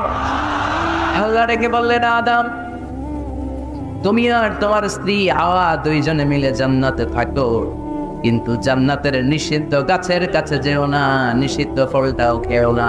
এই ফল ছাড়া জান্নাতের যা যা খেতে মন চায় সব তৃপ্তি সহকারে খাও। সুবহানাল্লাহ। তাহলে সাইয়েদনা আদম আলাইহিস সালাম আর হাওয়া আলাইহিস সালাম এই দুইজনের মধ্যে বিয়ে পড়ায় দিলেন কে? এই পৃথিবীর সব নবীরা বিবাহিত ছিলেন। কি ছিলেন? বিবাহিত ছিলেন। আরবাউন মিন সুনানিল মুরসালিন, 4টা সুন্নাত সব নবীদের সুন্নাত। তিরমিজির হাদিস। 1 নাম্বার আল হায়া, লাজুকতা। সব নবীরা লজ্জাশীল ছিলেন। কি ছিলেন? এজন্য বাচ্চাকে লজ্জাশীলতা শিখাবে। অন্যের সামনে ছোট বাচ্চার প্যান্ট খুলে ফেলবেন না। অনেকে এগুলো করে, বাচ্চাদের প্যান্ট খুলে আর বলে সমস্যা, ছোট মানুষ তো প্যান্ট কর। এখানে যদি প্যান্ট খুলে শিখাম, নাফরমান হবে, টেন্ডার বাস হবে, এগুলো চাঁদাবাজ হবে, ঠিক কিনা? ভদ্রতা তার মধ্যে আসবে না, শিষ্টাচারিতা আসবে না। ছোট বাচ্চা হলো, তার একটা প্রেস্টিজ আছে না নেই? কখনো বাচ্চাদের প্যান্ট খোলা যাবে? আল হায়া, লাজুকতা। বিষ্ণু ঈসা ইসলাম আম্মাজান হালিমাতুস সাদিয়া রাদিয়াল্লাহু তাআলা আনহার বাড়িতে লালিত পালিত হয়েছেন 5টি বছর। বিষ্ণু ঈসা ইসলামের দুধ মা হালিমাতুস সাদিয়া বলে, এই কুরাইশি মুহাম্মদকে এনে দুধ খাওয়াতাম, কিন্তু এই ছোট্ট মুহাম্মদ কখনো কাঁদে না, ব্যথা পেলেও কাঁদে না, খোদা লাগলেও কাঁদে না, শুধু মোহাম্মদের লজ্জাস্থানের জায়গা থেকে কাপড়টা সরে গেলে শিশু মোহাম্মদ চিৎকার দিও ছিল লাজুক কথা। 2 নাম্বার আসিওয়াক, মেসওয়াক, মেসওয়াক করেন তো। 3 নাম্বার আতর মাখা, আতর মাখেন তো। 4 নাম্বারে নিকাহ, বিয়ে করা। সব নবীরা বিয়ে করেছে, সুবহানাল্লাহ করে, এক্সেপ্ট অল্প কয়েকজন ছাড়া, যেমন ইয়াহইয়া আলাইহিস সালাম সাইয়্যিদা ওয়া হাসুরা, উনি ছিলেন নেতা এবং নারীদের প্রতি অনাসক্ত। অনেকে আরো কয়েকজনের ব্যাপারে পড়ে। ইবনে তাইমিয়া আলাইহি রাহমা বিয়ে করেননি, ইবনু জারির আত-তাবারি আলাইহি রাহমা বিয়ে করেননি, ইমাম আন-নাওয়াবি বিয়ে করেননি, এরকম হাতে গোনা কয়েকজন। তার মানে এগুলো এক্সেপশনাল। এগুলো কি এক্সেপশনাল? মেইন স্ট্রিম হচ্ছে বিয়ে করা। সব নবীরা বিবাহিত ছিলেন এবং আল্লাহর হাবিব সাল্লাল্লাহু আলাইহি ওয়াসাল্লাম বলতেন, নিকাহ মিন সুন্নতি ফামান রাগিবা আন সুন্নতি ফালাইসা মিন্নি। বিয়ে আমি নবীর সুন্নাত, যার কাছে আমার সুন্নতের দাম নাই সে আমার উম্মত হতে পারবে। আবার বিশ্বনবী যুবকদেরকে দেখলে ডেকে বলতেন, ইয়া মা'শারাশ শাবাব মান ইসতাতা'a মিনকুমুল বা'আতা ফালইয়াতাযাওয়াজ। ও যুবক ছেলেরা, তোমাদের যাদের ক্ষমতা আছে তারা বিয়ে করো। তোমাদেরকে ডেকে বিশ্বনবী বলতেন, ও যুবকেরা বিয়ে করো, বিয়ে করো। আর যদি বিয়ের সুযোগ না থাকে তাহলে রোজা রাখো। কি রাখো? ফাইন্নাহু লাহু বিজা। রোজা যৌন ধারণাকে অবদমন করে, অবদমিত করে রাখে। এজন্য হয় বিয়ে করবা, আর বিয়ের সুযোগ না থাকলে রোজা রাখবা। বিয়ের চেষ্টা করলে ওই চেষ্টায় বরকত নাযিল করে কে? সালাসাতুন হাক্কু আলাল্লাহি আউনাহুম। 3 শ্রেণীর ব্যক্তিকে সাহায্য করা আল্লাহ নিজের উপর আবশ্যক করে ফেলছেন। এটার জন্য আবশ্যক 3 শ্রেণীর ব্যক্তিকে সহায়তা করা। এর মধ্যে 1 শ্রেণী হচ্ছে আন-নাকিহ আল্লাযী ইউরিদুল আফাফ, এমন যুবক যে বিয়ে করার মাধ্যমে নিজের চরিত্রকে বাঁচাতে চায়। আল্লাহ বলে, ওই যুবককে সাহায্য করা আমি আল্লাহ আমার উপর খরচ করে ফেলেছি। এজন্য যুবক ছেলে বিয়ে ট্রাই কর, সহজ করে দিবে কে? বিয়ে করলে রিজিকে বরকত দেয় কে? ইলতামিসু আর-রিজকা বিন-নিকাহ। তোমরা বিয়ে করার মধ্য দিয়ে আল্লাহর কাছে রিজিক তালাশ করো। বিয়ে করলে এই বরকত দেয় কে? চিল্লায় বলতে হবে কে? আবার বিশ্বনবী সাল্লাল্লাহু আলাইহি ওয়াসাল্লাম বললেন, যে বিয়ে করলো তার দিনের অর্ধেক পরিপূর্ণ করে দিল কে? ইযা তাযাওয়াজাল আবদু ইস্তাকমালা দীনুহু নিসফু দীনিহি। যে ব্যক্তি বিয়ে করলো তার দিনের অর্ধেক পূর্ণ করে দিল কে? ফালিয়াত্তাকিল্লাহা ফিন নিসফিল বাকি। তার দিনের অর্ধেক পূর্ণ হয়ে গিয়েছে, এবার সে তার দিনের বাকি অর্ধেক নিয়ে টেনশনে থাকুক। সুবহানাল্লাহ। বিয়ে করলে আপনার দিনদারের হাফ এটা কমপ্লিট, বাকি হাফ নিয়ে আপনি টেনশন করবেন। তাহলে বিয়ে করলে রিজিকে বরকত হয়, বিয়ে করলে আল্লাহর সাহায্য পাওয়া যায়, বিয়ে করলে ঈমানের অর্ধেক কমপ্লিট হয়ে যায়। শুধু বাকি অর্ধেককে কমপ্লিট করে দিলেই আমাকে পাক্কা জান্নাতি বানাই দিবেন কে? এই জন্য টাইমলি ম্যারেজ। দেরি করে বিয়ে করা যাবে? তখন বিয়ে করবেন আজকে। এত পুরো ডাইরেক্ট অ্যাকশন আজকেই। যত দ্রুত বিয়ে করা যায় টাইমলি বিয়ে করতে হবে। বিয়ে কখনো কারোর সফলতা আটকায় রাখে না, রাখে? কথা বলে রাখে। আপনার শেক্সপিয়ারের নাম শুনছেন? অ্যারিস্টটল নাম শুনছেন? মাহাত্মাগান্ধী, এরা সবাই অল্প বয়সে বিয়ে করেছে। আমাদের এই বাংলাদেশের স্বাধীনতার স্থপতি বঙ্গবন্ধু শেখ মুজিবুর রহমান, উনিও খুব অল্প বয়সে বিয়ে করেছে। তো এই যে ওনারা এত কম বয়সে বিয়ে করলো, এই বিয়ে কি ওনাদের সফলতা আটকায় রাখছিল? কথা বলে। বঙ্গবন্ধু শেখ মুজিবুর রহমান উনি কি সফল নেতা ছিলেন না? বিয়ে ওনাদেরকে সফল হওয়া থেকে বাধা দেয় নাই, ওনারা ঠিকই সফল ছিলেন। সমস্যাটা হলো ওনারা বিয়ে করে সফল হয়েছে, কিন্তু আমরা সফলতা অর্জন করে তারপরে বিয়ে পেরিতে বসতে চাই, ঠিক কিনা? বিয়ের কথা বললেই বলে হুজুর আগে একটা চাকরি হোক, কি হোক, হুজুর একটা নতুন ব্যবসা ধরে নেই, তারপর। কিন্তু জানি না একটা নতুন চাকরি আর একটা নতুন ব্যবসার শর্ত হলো আগে বিয়ে করা। আগে কি করা? এজন্য বিয়ে করতে হবে সময় মতো, ঠিক কিনা? টাইমলি ম্যারেজ ক্যাম্পেইন, এই ফরিদপুর ইয়াং যারা আছে তোমরা একটা ক্যাম্পেইন করতে পারো। এই ক্যাম্পেইনের নাম হবে টাইমলি ম্যারেজ ক্যাম্পেইন, সময় মতো বিয়ে করার ক্যাম্পেইন। তোমরা এই আজকে ওয়াজে যেগুলো বলবো এগুলোর মৌলিক চুম্বক অংশগুলোকে ব্যানার ফেস্টুন আর প্লে কার্ডে নিয়ে বাড়ি বাড়ি যাওয়া, যে মেয়ের বাবা ছেলের বাবারে বোঝাওয়া যে সময় মতো বিয়ে দিয়ে দেয়।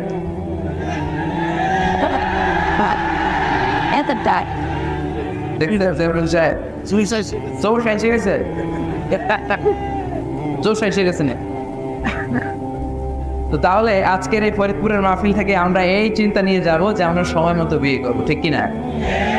এতক্ষণ আমরা বিয়ের গুরুত্বের ব্যাপারে শুনবো, এবার জানবো আমরা বিয়ের উদ্দেশ্য কি, কি উদ্দেশ্যে আমরা বিয়ে করি। দেখি কেউ শোনাতে পারে কিনা আমাকে বিয়ের উদ্দেশ্য কি বলতো? হ্যাঁ, ভালোবাসা, বংশ বৃদ্ধি করা। হ্যাঁ, আর জোরে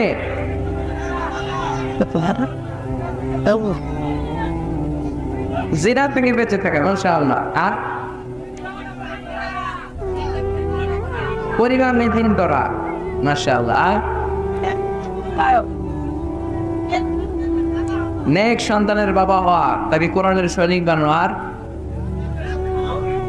জান্নাতে একসাথে যাইতে চাই। এটা একা যাও না, এতিলে হয়ে যাও, মাশাআল্লাহ, একসাথে যায়। আদর্শ পিতা হওয়া, বিয়ে করছো নি? হ্যাঁ, আল্লাহ ওকে আদর্শ পিতা বানাক। আমরা বলি আমি আসলে এই যে সোশ্যাল ক্রাইসিস, এগুলো নিয়ে কথা হওয়া দরকার, কি বলেন? এগুলো নিয়ে বলে না তো অনেকে, আমরা বলতে চায় না। কমফোর্ট জোন থেকে বের হয়ে কেউ কথা বলতে চায়, সবাই সবার কমফোর্ট জোনে থাকতে চায়, তাই না? তাই জন্য বিয়েটা সহজ করে দিবেন। হ্যাঁ, আপনারা অনেকগুলো অবজেক্টিভস অফ ম্যারেজ আমাকে শুনিয়েছেন, আমি একমত। প্রথম, বিয়ের উদ্দেশ্য হচ্ছে ইবাদত। বিয়ের আসল উদ্দেশ্য কি? আমরা যাই করি কার খুশির জন্য। এজন্য রাব্বুল আলামিন বলেন, কুল ইন্না সলাতি ওয়া নুসুকি ওয়া মাহইয়ায়া ওয়া মামাতি লিল্লাহি রাব্বিল আলামিন। নবী, আপনি বলে দেন, আমার নামাজ, আমার যাকাত, আমার রোজা, আমার হজ, আমার জীবন, আমার মরণ সব কিছু হবে একটা সত্তার জন্য, তিনি কে? তো সব যদি আল্লাহর জন্য হয়, বিয়েটাও কার জন্য? বিয়েটা আসলে ইবাদত। যারা বিয়েটাকে শুধু আনন্দ মনে করে, খেয়াল করে এদিকে তাই, যারা বিয়েটাকে শুধু আনন্দের জন্য করে, এরা বিয়ের পরপরই হতাশ হয়, কারণ আনন্দ বেশি দিন থাকে না। রং ধরা যৌবন জং ধরে নাই। এই সুন্দর শরীরের সৌন্দর্য, এটা 3 বছর 4 বছর, একটা যেটা বাচ্চা বলে আগের সৌন্দর্য থাকে। তো বিয়েকে যারা take it as a pleasure, যারা আনন্দ হিসেবে নেয়, তারা বিয়ের পরপরই হতাশ হয়, আর এই হতাশা চলতে থাকে আজীবন। আর যে বিয়েকে যারা ইবাদত হিসেবে নেয়, তারা বিয়ের পরপরই হাজব্যান্ড আর ওয়াইফ একে অপরের উপর সন্তুষ্ট হয়, আর এই সন্তুষ্টি চলতে থাকে আজীবন, ঠিক কিনা? বলে বিয়ের প্রধান উদ্দেশ্য হবে আমরা যারা মুসলমান, আমাদের ইবাদত। বিয়েটা কি? 2 নাম্বার, তাআরুফ, টু নো ইচ আদার, পরিচিতি। আল্লাহ বললেন, জাআলনাকুম শুউবান ওয়া ক্বাবাইলা লিতাআরাফু।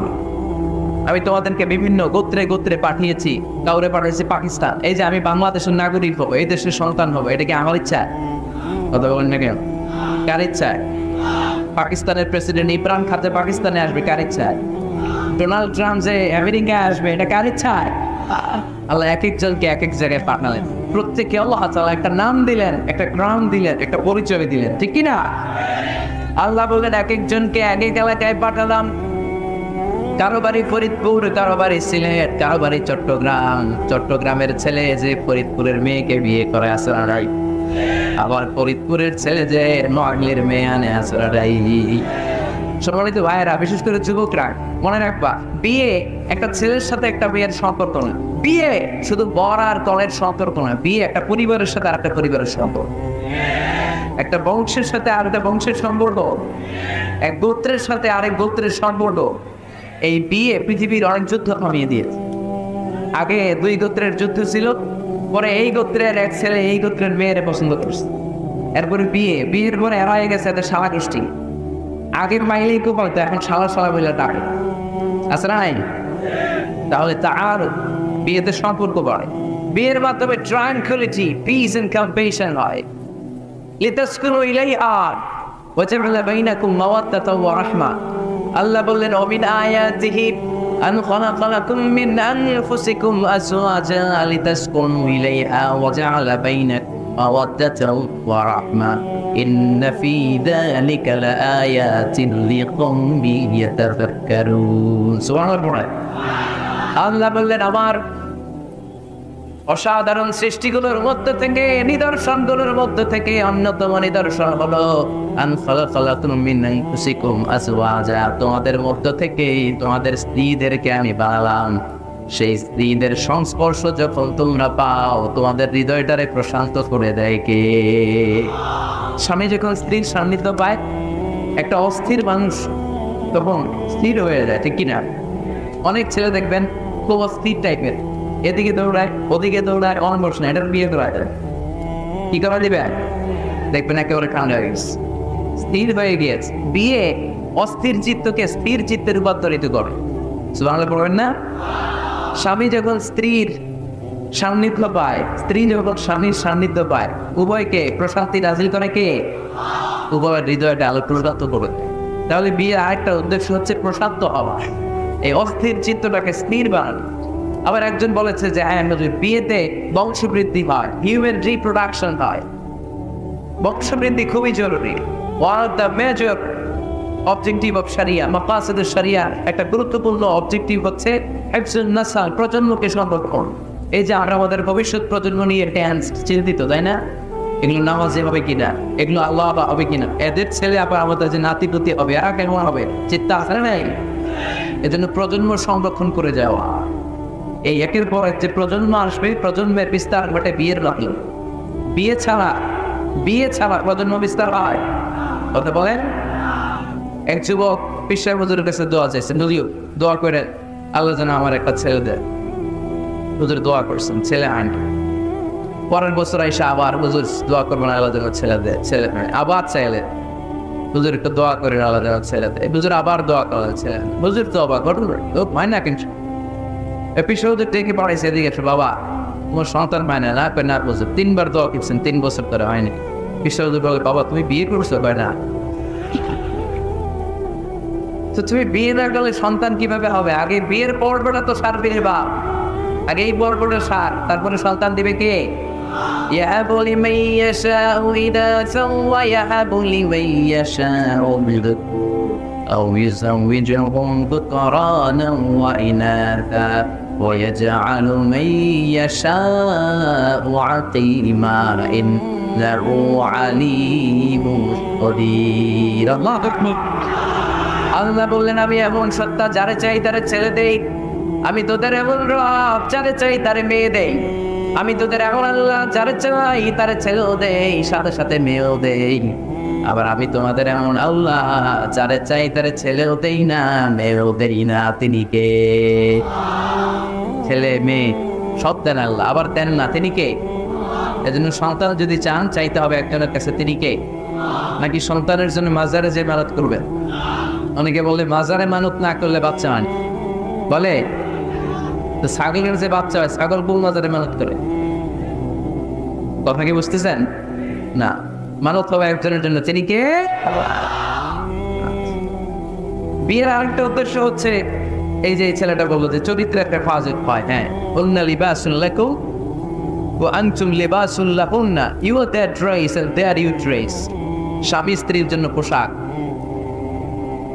স্ত্রী স্বামীর জন্য পোশাক। পোশাক যেমনি আমাদের লজ্জাস্থান থেকে রাখে, তেমনি স্বামী তার স্ত্রীর চরিত্র বজায়, স্ত্রী তার স্বামীর চরিত্র বজায়, ঠিক কিনা? আরেকটা উদ্দেশ্য হচ্ছে হালাল এনজয়মেন্ট, হালাল কোথায় বিনোদন। এই স্বামী স্ত্রীর যে সম্পর্ক, এটা কি বৈধ না অবৈধ? হালাল না হারাম? দেখেন ইসলাম কতটা লজিক। আমাদের জন্য অ্যাডাল্টারি এন্ড ফর্নিকেশনের সাথে জড়িত হওয়া না লাগে, জিনার দিকে যেন যাওয়া না লাগে, এজন্য বিয়েকে হালাল করে দিয়েছে কে? এগুলো হচ্ছে বিয়ের উদ্দেশ্য। এবার যুবকদের জন্য আমি খুব সংক্ষেপে তোমাদেরকে কিছু টিপস দিব, যারা তোমরা বিয়ে করো নাই, কিভাবে বিয়ের জন্য আগাবা। খুশি? বহুত খুশি? বিয়েটারে আপনারা চাইলে অনেক সহজ করতে পারেন। মসজিদে বিয়ে করাবেন, মসজিদে। কোথায়? আগে বেতন হুজুর, আমাদের কালচার ছিল আগে মসজিদে বিয়ে হয়ে, বিচার হতো মসজিদে। বিষ্ণু ইসলামের মসজিদে নববী এট এ টাইম এটা ছিল নামাজের জায়গা, ইবাদত গাহ। এট এ টাইম এটা ছিল বিষ্ণুনবীর সচিবালয়, এটাই বিষ্ণুনবীর গৌরভবন, এটাই বিষ্ণুনবীর বঙ্গভবন, এটাই সেক্রেটারিয়েট, এটাই সেনাবাহিনীর ক্যান্টনমেন্ট, এটাই টিজিএফআই এর হেডকোয়ার্টার, এটাই এনএসআই এর অবন চিল্লায় বলে, ঠিক কিনা? এখন আমরা মসজিদ দিছি একদিকে, সমাজ নিয়ে গেছে আরেকদিকে। সমাজ এক পাল্লায় রাখছি, নামাজ রাখছে আরেক পাল্লায়। সমাজ আর নামাজকে আলাদা করা চলবে না মুসলমান। সমাজ আর নামাজ একসাথে সমান্তরাল গতিতে প্যারালাল লাইনে উঠে দিতে হবে। চিল্লায় বলো ঠিক কিনা? মসজিদে বিয়ে করান, কি নিয়ে যাবেন জানেন? খেজুর। বাবা মেয়ের ইজেন নিয়ে যাবে। বাবা এসে বসবে, ছেলেকে হিজাব কবুল, দুইজন উইটনেস সাক্ষী, বিয়ে হয়ে যাবে। বিয়ে শেষ, খেজুর খাওয়াই দেবে। সুবহানাল্লাহ বলবেন না? 3 শিখাই দিলাম, এইভাবে বিয়ে করান। আর যুবক যারা, যাদের কপালে এখানে কেউ জোটে নাই, আফা 4, তো কিভাবে প্রিপারেশনটা তোমরা নিবা? Number 1, it's a very sensitive and serious issue man.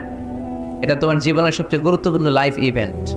এটাকে হাসাহাসি করে, তুচ্ছ-তাচ্ছিল্য করে উড়িয়ে দেওয়া যাবে না। এটা তোমাদেরকে সিরিয়াসলি নিতে হবে। প্রথমে তোমাদের মেন্টাল প্রিপারেশন লাগবে। বিয়ে বললেই করা যায় না। বিয়ে করা মানে দায়িত্ব নেওয়া, ঠিক কিনা? কারণ যদি থাকি 2 পা, যেটা খুশি সেটা যায়। যদি থাকে 4 পা, তারপর কি? হ্যাঁ, আমার সাথে নিয়ে যা। আচ্ছা, সব জানে বল। যদি হয় 6 পা, আপু তুমি কই যাও? There's a বিয়ে মানে দায়িত্ব। I'm addressing all the young star of Faridpur district. The marriage is a responsibility. এটা অনেক বড় দায়িত্ব। সো তোমার এত গুরুত্বপূর্ণ একটা লাইফ ইভেন্টে তুমি যাওয়ার আগে তোমাকে মেন্টালি প্রিপেয়ার থাকতে হবে। যে আগে আমি একা থাকতাম, একা ঘুমাতাম, একা সব করতাম, এখন কাপল লাইফ লিড করতে হবে। একই ঘরের ভিতরে একা থাকা যাবে না। আমার সংসার হবে, একবার টুনা-টুনি সংসার হবে, ঠিক কিনা? সো এই কাপল লাইফ লিড করাটা অনেকের জন্য টাফ। তোমাকে অভ্যস্ত হতে হবে, তোমাকে মেন্টালি প্রিপারেশন নিতে হবে, ওয়েল প্ল্যানিং লাগবে। এটা হচ্ছে মেন্টাল প্রিপারেশন। আরেকটা লাগবে ফিনান্সিয়াল প্রিপারেশন। আছে না নাই? বিয়েতে কে দিতে হয়? মোহরানা। বিয়েতে মোহরানা দেয়া নফল। বিয়েতে মোহরানা দেয়া কি নফল, তাই না? সুন্নাহ। রব্বুল আলামিন বলেন, وآتوا النساء صدقاتهن نحلة فإن طبن لكم عن شيء منه نفسا فكلوه هنيئا مريئا। তোমরা তোমাদের স্ত্রীকে সন্তুষ্ট চিত্তে মোহরানা দিয়ে দাও। সুবহানাল্লাহ। দেখেন ইসলামটা আমরা কিভাবে টুকরা টুকরা করেছি। ইসলাম ফরজ করেছে মাহার, আমরা ওইটার বদলে ঢুকাইছি যৌতুক। আর আমাদের যৌতুক ফরিদপুরে নাই। যারা বিয়ে করেন নাই হাত তোলো, আওয়াজ করে বলো হে আল্লাহ, হাত তুলে দেখেন আমার বিয়েতে 1 টাকা যৌতুক নিব না, তুমি তৌফিক দাও। আওয়াজ করে পড়তে হবে আমিন।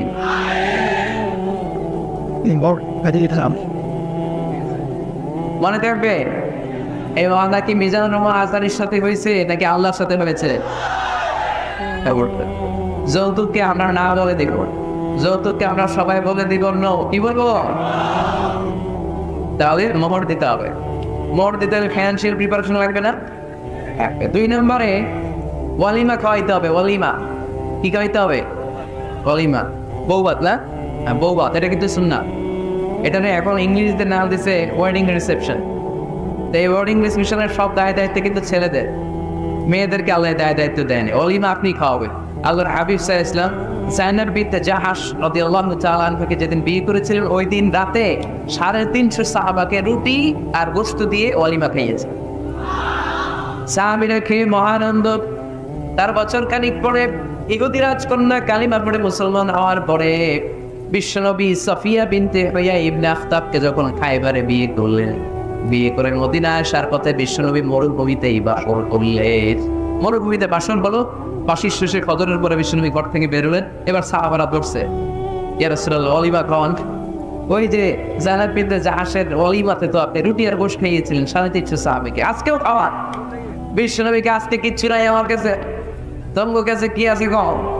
এক সাহাবী বলে আমার কাছে খেজুর আছে, আর একজন লোক খাওয়াবে, 600 লোক খাওয়াবে। কেমন রান্না হয়েছে বলে আপনি বিয়ে খাওয়ানোর মতো আগে গিয়ে এগুলির সাথে ইসলামের কোনো সম্পর্ক হয়? তবে মেয়ের বাবা যদি স্বেচ্ছায় আপনাকে আপ্যায়ন করাতে চায়, এন্টারটেইন করাতে চায়, দ্যাটস ফাইন, কোনো সমস্যা নেই। কিন্তু ওয়ালিমা খাওয়ানো, মোহর দেওয়া, এই পুরোটাই ছেলেদের উপর খরচ করেছে কে? এই জন্য ছেলেরা আগে থেকে ফিনান্সিয়ালি প্রিপারেশন নিতে হবে। 3 নম্বর, ইনকোয়ারি করতে হবে ভালোভাবে। মেয়ের ব্যাপারে ছেলে জানবে, ছেলের ব্যাপারে মেয়ে জানবে, মেয়ের ফ্যামিলির ব্যাপারে জানবে, মেয়ের পুরো ব্যাকগ্রাউন্ডের ব্যাপারে জেনে শুনে তারপরে বিয়ে করার দরকার আছে না নেই? Because you are not choosing your life partner only. At the same time, you are choosing the mother of your upcoming sons and daughters. যেহেতু তুমি বিয়ে করতেছো, তুমি তোমার বউ দাস করতেছো না, একই সময় তুমি তোমার ভবিষ্যৎ প্রজন্ম, তোমার ছেলে মেয়েদের মাও খুঁজতেছো, তাই না? এজন্য খুবই সাবধান, বুঝে শুনে খুঁজতে হবে। মেয়ের ক্ষেত্রে কি দেখতে হবে? বিষ্ণু বলে তুল কাপল মারাতুলি আরবা, 4টা জিনিস দেখে নারীদেরকে বিয়ে করা হয়। কয়টা? লিমালিহা, এদের সম্পদ আছে কিনা, বলি জানালিহা, সৌন্দর্য আছে কিনা, বলে হাসাবিহা, তার status, academic status, family status, social status, এগুলো আছে কিনা। 4 নম্বর লিদিনিহা, মেয়ের দিনদারি, ধার্মিকতা। বিষ্ণু বলেন ফর বিদাতি দিন, এই 4টার মধ্যে থেকে দিনদারিকে প্রাধান্য নিয়ে তুমি বিজয়ী হয়ে যাও। এজন্য যুবক ভাইরা শুধু সৌন্দর্য দেখো না, আজকের সৌন্দর্য 3 বছর পরে, 4 বছর পরে খুঁজে পাওয়া যাবে না। কিন্তু মেয়েটা যদি ধার্মিক হয়, ভদ্র হয়, নেককার হয়, তার পেটের ভেতর থেকে জন্ম নেবে বড় বড় আল্লাহর ওলি। এজন্য দিনদারি দেখতে হবে। আর ছেলের ক্ষেত্রে দেখতে হবে 3টা। কয়টা? মেয়ের ক্ষেত্রে আমরা কয়টা দেখলাম? 4টা। এর মধ্যে বেশি গুরুত্ব দিতে হবে কোনটা? 3টা। আর মেয়ের বাবা যারা আছেন বা মেয়ের বড় ভাই যারা আছেন, তারা যখন ছেলে বুঝবেন, তারা 3টা জিনিস দেখবেন। 1 নাম্বার, বিষ্ণু বলেন ইদা জাআকুম মান তারদাউনা খুলুকাহু ওয়া দীনাহু ফাযাওwijuhu ওয়া ইল্লা তাফআলু তাকুন ফিতনাতুন ফিল আরদি আও ফাসাদুন আরিদ। এমন কোন ছেলে যদি তোমার কাছে প্রস্তাব নিয়ে আসে, যেই ছেলের মধ্যে তুমি 2টা জিনিস দেখবা, তার চরিত্র ভালো, তার দিনদারিও ভালো, তার কাছে বিয়ে দিয়ে দাও। 3টা জিনিস লাগবে ছেলের ক্ষেত্রে। এর মধ্যে 1 হাদিসে 2টা পাওয়া যায়। 1 হচ্ছে খুলুক, ভালো আচরণ। দেখতে হবে ছেলেটা গাঞ্জা টানে কিনা, ঠিক কিনা? ছেলেটা মহিলা কলেজ শুরু হবে ওখানে দাঁড়িয়ে এন্টিজিং করে কিনা, কারণ মাস নাইটে কোনো মেয়ের উন্না করে টান দেয় কিনা, টেন্ডারবাজি করে কিনা, চাঁদাবাজি করে কিনা, এলাকায় ত্রাণ সৃষ্টি করে কিনা। এটা কি মাস্তান ছেলে না ভদ্র ছেলে নাকি নামাজি দেখতে হবে। তাহলে 1 নম্বরে হলুক, ক্যারেক্টার, এটা দেখবেন। নাম্বার 2, দিনদারি, ক্যারেক্টারে দেখবেন যে অন্য মেয়ের সাথে সম্পর্ক আছে কিনা, এর হাতে মেয়ে দিলে মেয়ে নিরাপদ কিনা, পরে আবার পরকীয়ে যাবে কিনা, এটা হচ্ছে হলুক, ক্যারেক্টার। 2 নম্বরে দিনদারি, মসজিদে যায় কিনা। মসজিদের সাথে যদি সম্পর্ক থাকে, এর কাছে আমাদের মেয়েদেরকে তুলে দেওয়া যাবে না, চিল্লায় বলে, ঠিক কিনা? 3 নম্বর যেটা দেখতে হবে, মেয়েটা ছেলেটার পছন্দ করে কিনা। এটা দেখেন আপনারা, দেখেন না, এটা করা যাবে না, জোর করে মেয়েকে বিয়ে দেওয়া যাবে। বিশ্বনাই বললেন ইয়া ফাতিমা ইন্না আলিয়ান ইয়ারকুরুকি, আমার কাজিন চাচাতো ভাই তোমার ব্যাপারে আমার কাছে প্রস্তাব দিয়েছে। আল আনতি রাদিয়া, তুমি যদি রাজি হও স্বেচ্ছায় আমারে বলো, বিয়ে দেব। তুমি যদি রাজি না থাকো, আলীনের হ্যাঁ বলে দেব। আল আনতি রাদিয়া, ফাতেমা আলী তো তোর বিয়ে করতে চায়, তুমি কি রাজি? ফাতেমা রাদিয়াল্লাহু তাআলা আনহা ফাসাকাতা, চুপ থাকলেন। 3 বার বিশ্বনবী জিজ্ঞেস করলেন, কি ভদ্র মেয়ে, কি নারী, সাইয়্যিদাতুন নিসাই আহলিল জান্নাহ, সব নারীদের সর্দারনি হয়ে জান্নাতে ঢুকবে। বিশ্বনবী 3 বার জিজ্ঞেস করলেন। ফাতেমা রাদিয়াল্লাহু তাআলা আনহা চুপ রইলেন। আসকুতু নিসফুর রিদা, চুপ থাকা সম্মতির অর্ধেক। বিশ্বনবী বুঝলেন যদি রাজি না থাকতো আমার মেয়ে না করে দিত, যেহেতু চুপ আছে ফাতেমা রাজি আছে। ফাতেমার সম্মতি নিয়ে বিশ্বনবী তার কলিজার টুকরাকে সাইয়েদনা আলীর হাতে তুলে দিলে। তাহলে মেয়েকে জিজ্ঞেস করতে হবে যে মা, ছেলেটা তোমার পছন্দ কিনা, নাকি জোর করে কবুল? জোর করে কবুল বানানো যাবে? তাহলে মেয়ের ক্ষেত্রে 5টা জিনিস, 5টা? ছেলের ক্ষেত্রে মনে থাকবে সবার। বিয়ের মধ্যে কুফু জরুরি, কুফু এটাকে বলে কম্প্যাটিবিলিটি, একরকম হওয়া। এর মধ্যে 2 ধরনের, একটা ম্যান্ডেটরি আর একটা অপশনাল। ম্যান্ডেটরি হচ্ছে রিলিজিয়ান, বরকলের ধর্ম এক হইতে হবে। ছেলে মুসলমান, মেয়ে হিন্দু, বিয়ে হবে এটা? ছেলে ভক্ত, মেয়ে মুসলমান, বিয়ে হবে না। বড় মুসলমান কনেও, তবে হ্যাঁ, মুসলিম ছেলেরা আহলে কিতাব নারীদেরকে বিয়ে করতে পারবে বিশ্বরূপ, উইথ কন্ডিশন, কিছু শর্ত সাপেক্ষ। যদি এমন পরিস্থিতি হয় স্থানীয় মুফতিদের কাছ থেকে জেনে নেবেন কি কি শর্তে আমাকে বিয়ে করতে পারবে। কিন্তু বর্ণ যদি ভিন্ন হয় তাহলে বিয়ে হবে, এটা কম্পালসারি, এটা লাগবেই। আর যেটা অপশনাল এটা হচ্ছে social status, financial status, natural defect. Like প্রধানমন্ত্রীর ছেলে যদি মুচির মেয়েরে বা মেথরের মেয়েরে বিয়ে করে, বিয়েটা জায়েজ, কিন্তু এই বিয়ে টিকার কথা না, কথা বলে। এবং স্ট্যাটাসে মিলার তোর কাজ না নাই। আবার ছেলে খুব সুস্থ, মেয়ের এক চোখ নাই দুই হাত নাই, বিয়ে যদি করে টিকার কথা, ফ্যামিলিতে কারা খুশা হবে, মেয়েটারে কষ্ট দেওয়া হবে, বলবে তোর কুকুরকে করা হয়েছে, ঝামেলা নাই। এই জন্য সারিয়া বলেছে কুফু দ্য কম্প্যাটিবিলিটি, যতটুকু সম্ভব তাদের স্ট্যাটাস মিলিয়ে বিয়ে দেওয়া দরকার আছে না নাই। এরপরে ছেলে মেয়েকে দেখবে, মেয়েও ছেলেকে দেখবে, উদ্দেশ্য হবে বিয়ে, শুধুমাত্র বিয়ের উদ্দেশ্যে ছেলেও মেয়েকে দেখতে পারবে, মেয়েও ছেলেরা দেখতে পারবে, ঠিক কিনা? কিন্তু বিয়ে ছাড়া এমনি দেখা দেখি করা যাবে নাকি? এমনি পার্কে যাওয়া যাবে নাকি? এমনি 14ই ফেব্রুয়ারিতে ঘোরা যাবে? 14ই ফেব্রুয়ারি আসছে নাকি ফরিদপুরে? কিনা ওইটার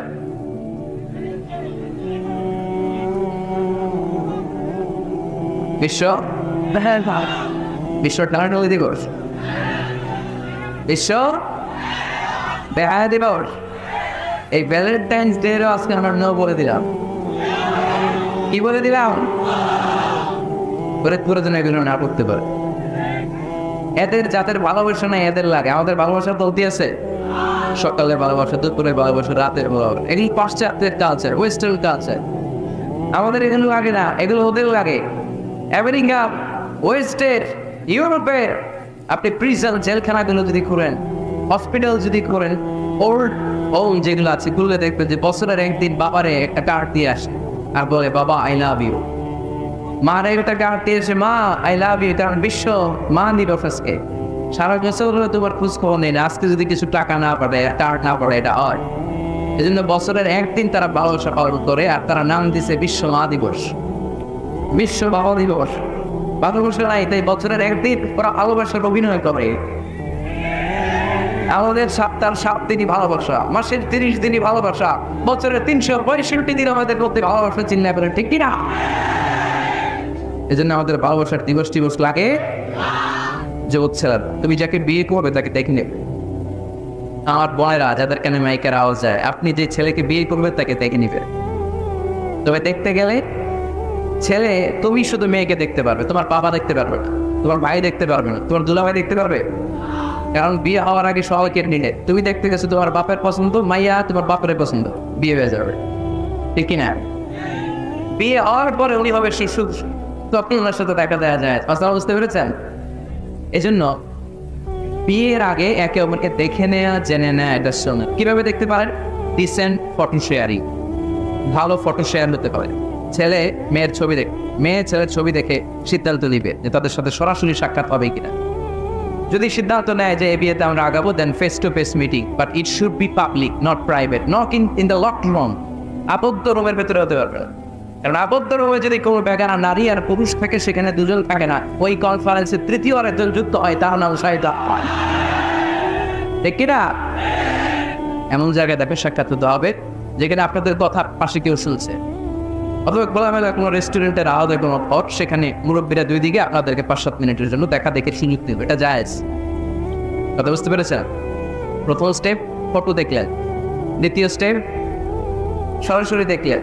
এখন অনেকে খুব লজ্জা পায় বিয়ের আগে কথাবার্তা বলতে, 5-7 মিনিটের মিটিংয়ে কি জিজ্ঞেস করুন সবগুলো বলেছে, লজ্জা লাল হয়ে গেছে, আছে না? নাই বাড়িতে আসার পরে মনে হলো আরে আসল কোথায় তো জিজ্ঞেস নেই, যার সাথে এক ছাদের নিচে থাকতো আজীবন, এরা আসল কোথায় তো জিজ্ঞেস করল না। তো তখন কোনো কথা যদি বাকি থেকে থাকে, ফোন কনভারসেশন জায়েজ in this for the sake of marriage. খেয়াল রাখতে হবে এগুলো শুধু বিয়ের উদ্দেশ্যে, কিসের উদ্দেশ্যে? ফাইদা আসামতা ফাতাওয়াক্কাল আলাল্লাহ। ফোন কনভারসেশনে যখন মেয়ের সব কথা জানা শেষ, বিয়ের সিদ্ধান্ত কবুল। আর যদি সিদ্ধান্ত না হয়, সেখান থেকে কেটে পড়তে হবে, ছবি ফেরত দিতে হবে, যোগাযোগ বন্ধ করে দিতে হবে, আর কোথাও পার্কে যে একসাথে বসে দেখা সাক্ষাৎ করা যাবে না। বিয়ের জন্য সবটাই যায়, দেখা যায়। আর যাকে ফিল করবা তাকে বিয়ে করবো, ঠিক কিনা? ভালো না বাসলে বিয়ে করা যাবে? কথা বলেন না কেন? এক সাহাবী এসে বললেন, ইয়া রাসূলুল্লাহ, এক আনসারি মহিলার সাথে আমার বিয়ের কথা চলতেছে, আমি বিয়ে করবো, আপনি দোয়া করে দেন। বিশ্বনবী বললেন আনাদা তাইলাই যারে তুমি বিয়ে করবা তারে দেখতেছো নাকি? সাইয়েদনা জাবের রাদিয়াল্লাহু তাআলা আনহু বললেন না দেখি নাই, আব্বা আম্মা আত্মীয় স্বজন দেখছে, আমি দেখি নাই। বিশ্বনবী বললেন ইযহাব ফানদুর ইলাইহা, ভুল করেছো, তাড়াতাড়ি যাও নিজ চোখে আগে মেয়েটারে দেখে না। সুবহানাল্লাহ পড়ে সুবহানাল্লাহ। তাহলে এই সহিহ মুসলিমের হাদিস, বিশ্বনবী দাউদ দিয়ে বলেন ইযহাব যাও, না দেখে কিসের বিয়ে? আব্বা দেখছে আম্মা দেখছে, বিয়ে তো করবে তুমি দেখ, তার মানে দেখে নিয়ে শুনুন না, ঠিক কি না? জাবের রাদিয়াল্লাহু তাআলা উনি কি করলেন দেখ, উনি বললেন আমি এক মেয়েকে বিয়ের প্রস্তাব দিলাম, কিন্তু আমি এতই লাজুক ছিলাম তার সাথে কথা বলতে পারতেছিলাম না, পরে আমি লুকায় লুকায় তারা দেখতাম। সুবহানাল্লাহ করবেন না? সাহাবী ফাকুনতু আতাখাব্বাউ লাহা, সুনানে আবু দাউদের হাদিস। বিষ্ণু ইসলাম বলেছেন যে যাকে বিয়ে করবে সে যেন তার এমন কিছু দেখে নেয় যেটা দেখার ফলে তার প্রতি তার ভালোবাসার সৃষ্টি হয়। এটা সুন্নাত। হয়তো আপনি মেয়েটার কথা বলার স্টাইল দেখলেন, কিভাবে হাঁটে, তার চাহনি, তার হাসি, এগুলো দেখে তার প্রতি আপনার একটা ভালোবাসা হৃদয়ে জন্মে দিবে। কে ভালোবাসা না জন্মালে বিয়ে করতে পারবে? কথা বলেন না কেন? আপা আম্মা একটা ধরে নিয়ে আসতে তারপরে কবর বলা যাবে? এগুলোর জন্য এদেশের ডিভোর্সের রেট বাড়ে। ছেলে মেয়েদেরকে ওপেনলি একেবারে সাথে দেখা করার সুযোগ করে দেয় না। বিয়ের আগে মুরব্বীদের সুপারভিশনে কথা বলে দেখার সুযোগ করে দেয়। যখন পূর্ণাঙ্গভাবে দেখা দেখি হয়ে যাবে, আল্লাহর উপর তাওয়াক্কুল করে কবুল বলে ফেলতে হবে, ঠিক কিনা? এজন্য স্কলাররা বলে ইদা লা তাকনা লা তাতাসাওয়াজ, যদি তোমার ভালো না লাগে বিয়ে করবে না। আল্লাহ কোরআনে বলে নাই ফানকিহু মিনান নিসাই মাসনা ওয়া সুলাসা, ইচ্ছে মতো বিয়ে করো না। আল্লাহ বলেছে ফানকিহু মা তাবা লাকুম মিনান নিসাই মাসনা ওয়া সুলাসা ওয়া রুবা, যারা তোমার ভালো লাগে, মা তাবা লাকুম, যাকে দেখে তোমার ভালো লাগে, যাকে তুমি জীবন সঙ্গী করতে চাও, তুমি দেখে দেখে বিয়ের দরকার আছে না নেই? দেখলাম ফলে কথা বললা, তারপর অনেকবার এদিকেও ডানে ওদিকেও ডানে আসলে নেই, এরকম বিয়েতে হয় না? এই কথা শুনতে স্যার মনোযোগ আসতে লেগেছে? মনে দিকেও টানে ওদিকেও ডানে, এই ক্ষেত্রে ইস্তেখারা করবেন। কি করবেন? কি করবেন? ইস্তেখারা কখনোই শুনেন নাই? ইস্তেখারা হচ্ছে আপনি রাতে 2 রাকাত নামাজ করে একটা দোয়া করে আল্লাহর কাছে চাইবেন, আল্লাহ আমার জীবন সঙ্গী বাছাই করতে চাই, একসাথে আমরা দুনিয়াতেও সংসার করবো, তোমার জান্নাতেও একসাথে ঢুকতে চাই, এরকম লাইফ মেট, লাইফ পার্টনার এই মেয়েটা আমার জন্য হবে কিনা, বা মেয়ে দোয়া করবে এই ছেলেটা আল্লাহ আমার জন্য হবে কিনা আমি জানি না, তুমি তোমার পক্ষ থেকে এমন ইঙ্গিত দাও বা আমার হৃদয়ে এমন একটা দিক নির্দেশনা দাও যাতে আমি সঠিক সিদ্ধান্তে চলে আসতে পারি।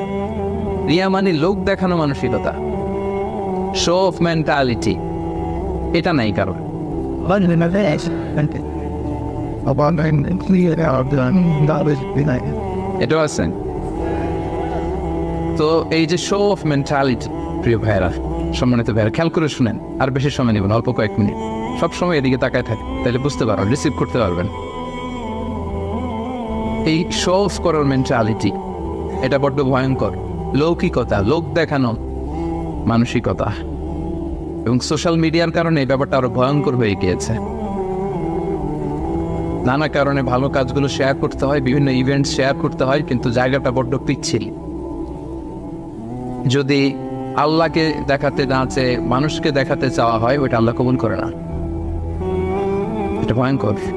সুনানে ইবনে মাজার হাদিস, সাহাবারা দাজ্জালকে নিয়ে ভয় পাচ্ছিলেন, দাজ্জালের আলোচনা করতেছিলেন, রাসূল সাল্লাল্লাহু আলাইহি ওয়াসাল্লাম আসলেন, এসে বললেন আমি কি তোমাদেরকে দাজ্জালের চাইতে বড় একটা ফিতনার কথা বলবো না? সাহাবারা বললেন বলা ইয়া রাসূলুল্লাহ, বলেন। আল্লাহ রাসূল সাল্লাল্লাহু আলাইহি ওয়াসাল্লাম বললেন সেটার নাম হচ্ছে আশ-শিরক আল-খাফি, গোপন শিরক, মানে রিয়া, লোক দেখানো মানসিকতাকে রাসূলুল্লাহ সাল্লাল্লাহু আলাইহি ওয়াসাল্লাম বলেছেন গোপন শিরক। কারণ আমরা ভালো কাজ যাই করি দেখাবো একজনকে, আওয়াজ করে বলতে হবে তিনি কে। তা আল্লাহরে দেখাইতে না আছে, আপনি মানুষকে দেখাইলেন, তো আল্লাহর জায়গায় মানুষকে বসেছেন না, শিরক হয়ে গেছে। তবে এটা শিরকে আকবার না, শিরকে আসগার বা শিরকে খাফি হাদিসে এসছে। তো রাসূল সাল্লাল্লাহু আলাইহি ওয়াসাল্লাম বললেন দাজ্জালের চাইতে ভয়ঙ্কর ফিতনা হচ্ছে শিরকে খাফি। সেটা কেমন? আইয়াকুল্লার রাজুলু ইউসাল্লি, আল্লাহু আকবার, নামাজে দাঁড়াইছে, ফায়ুযাইয়িনু সালাতাহু, খুব সুন্দরভাবে নামাজ পড়তেছে, লম্বা রুকু, লম্বা সাজদা, লম্বা কিয়াম, এত আস্তে আস্তে নামাজ পড়ে। উদ্দেশ্য কি? ফায়ুযাইয়িনু সালাতাহু লিমা ইয়ারা মিন নাযারি রাজুল, যাতে লোকজনের নজর কাড়া যায়। আসলে নামাজের মুসল্লায় দাঁড়াই কার নজর কাটতে? কথা বুঝতেছেন? একজনের নজর কাটতে আমরা দাঁড়াই মুসল্লাতে, তিনি কে? ওইটা না, আমার সবাই একটু বুঝুক, লম্বা সময় একটু থাকলাম, লম্বা সময় রুকু করলাম, এটা করতে হবে। কিন্তু ইন্টেনশন যদি হয় যে আমারে সবাই বুজুর্গ বলবে, আমারে সবাই মুসল্লি বলবে, আমারে সবাই মুত্তাকি বলবে, সব শেষ। আল্লাযীনা হুম ইউরাউন, যারা এই লোক দেখানোর জন্য নামাজ পড়ে, রাসূল সাল্লাল্লাহু আলাইহি ওয়াসাল্লাম বলেছেন তাদের ধ্বংস। ফাওয়াইলুল লিল মুসাল্লিন, এই নামাজ আল্লাহর কাছে কবুল হবে না। রাসূল সাল্লাল্লাহু আলাইহি ওয়াসাল্লাম বলেছেন ইন্না আখওয়াফা মা আখাফা আলাইকুম আশ-শিরকুল আসগর, সবচেয়ে ভয় পাই তোমাদের ব্যাপারে শিরকে আসগার। সেটা কি? আর রিয়া, লোক দেখানো মানসিকতা। বড্ড ভয়ঙ্কর সম্মানিত ভাইয়েরা। নামাজ পড়ে মুসল্লি বলবে, দান করতেছে এই উদ্দেশ্যে যে আমার দানবীর বলবে, হজে যাচ্ছে যেন আলহাজ বলে। আলহাজ কি বলে? এই আলহাজের ওয়াজ করতে করতে আমি শেষ। মানে মানসিকতাটা এটা, মানে কবে আলহাজ হব, কবে আমার মাইক থেকে বলবে আলহাজম লিখে নেন, এই হজ কবুল হয় নাই, লিখে দিব আমি। কারণ আপনি তো আল্লাহ সন্তোষের জন্য করেন নাই। একটা গল্প শুনেছি এরকম, পুরান ঢাকার এক লোক ওই হজের ফরজ তাওয়াফটা যেদিন 10 জিলহজ, 4টা চক্কর দিয়ে খুব ক্লান্ত হয়ে গেছে, তো মেয়ে ফোন দিছে, কয় মা একটু পরে কথা কইতেছি, আর মাত্র 3টা দিয়ে মাগার আলহাজ হয়ে যেতেছি, আর মাত্র 3টা বাকি, 3টা দিলে আলহাজ হয়ে যাবো আমি। মানে বলতেছে মা তুই এখন ফোন দিস না আমারে, এই একটু অপেক্ষা কর, আর 3টা দিলেই আলহাজ হয়ে গেলাম। তো উনি আলহাজ হয়ে গেছে, 4টা দিয়ে রেস্ট নিয়ে বলছে আর একটু পরে ফোন দে, আর 3টা দিলে কি এই আলহাজ। আরেকটা গল্প শুনেছে এরকম, হজ করে এসে এলাকার দোকানে বাকি খায়, তো যে বলতেছে এই বাকি খাতাটা বের করতো, টালি খাতাটা বের করছে, তো দোকানদার বেচারা মহা খুশি, ভাবছে মনে হজ করে আসছে, আর এই দেনা পাওনার ঋণ মনে হয় আর রাখতে চায় না। তো সে বলছে কলম নাই তোর দোকানে? ব্যাস, তো টালি খাতা নিয়ে ওর নাম ধরেন যে সদরুদ্দিন, তো সদরুদ্দিনের আগে বানান করে লিখতেছে আলহাজ। আলহাজ লেখে টালি খাতা দিয়ে আবার চলে গেছে। দোকানদার বেচারা তো বেগু, কি ঘটনা কি? আমি বললাম হস্টেস করে আসছে আর দানা পাওনার ঋণ এইসবগুলো রাখতে চায় না, এক খালেস মনে পেয়ে গেছে। তো ও দোকানের টালি খাতা বের করছে যে ওই জায়গায়ও যে আমার নামটা আছে ওইটা আলকাস থাকতে হবে, লিখে দিলাম, এই হজ কবুল হয় নাকি। আর রিয়া, লোক দেখানো মানসিকতা।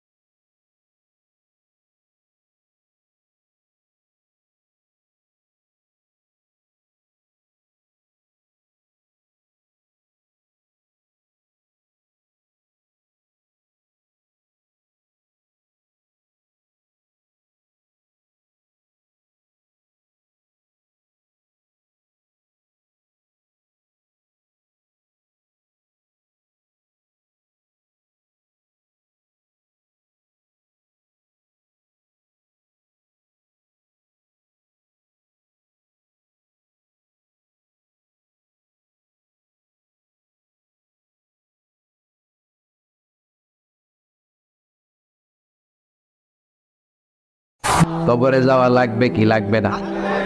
কাঁধে লাগবে না? হাত তোলেন। তারপরে হাত তোলে, এরকম আছে না নেই? যাওয়া লাগবে। দাদা চলে গেল, বাবা চলে গেল, আমাকেও চলে যেতে হবে। আমার ছোট্ট ছোট্ট ছেলে মেয়েগুলো চলে যাবে। আমার বিবির পেটে ছোট্ট সন্তান দুনিয়াতে আসে নাই, ওইটা দুনিয়ায় আসবে। তারপরে যতদিন হায়াত পাওয়ার পাবে তারপরে যাবে, ঠিক কিনা? একদিন মাটির ভেতরে হবে ঘর রে মন আমার, কেন বাঁধো দালান ঘর রে মন আমার, কেন বাঁধো দালান ঘর, ঠিক কিনা? চলে যেতে হবে, থাকতে আসি নাই, সবাইকে যেতে হবে।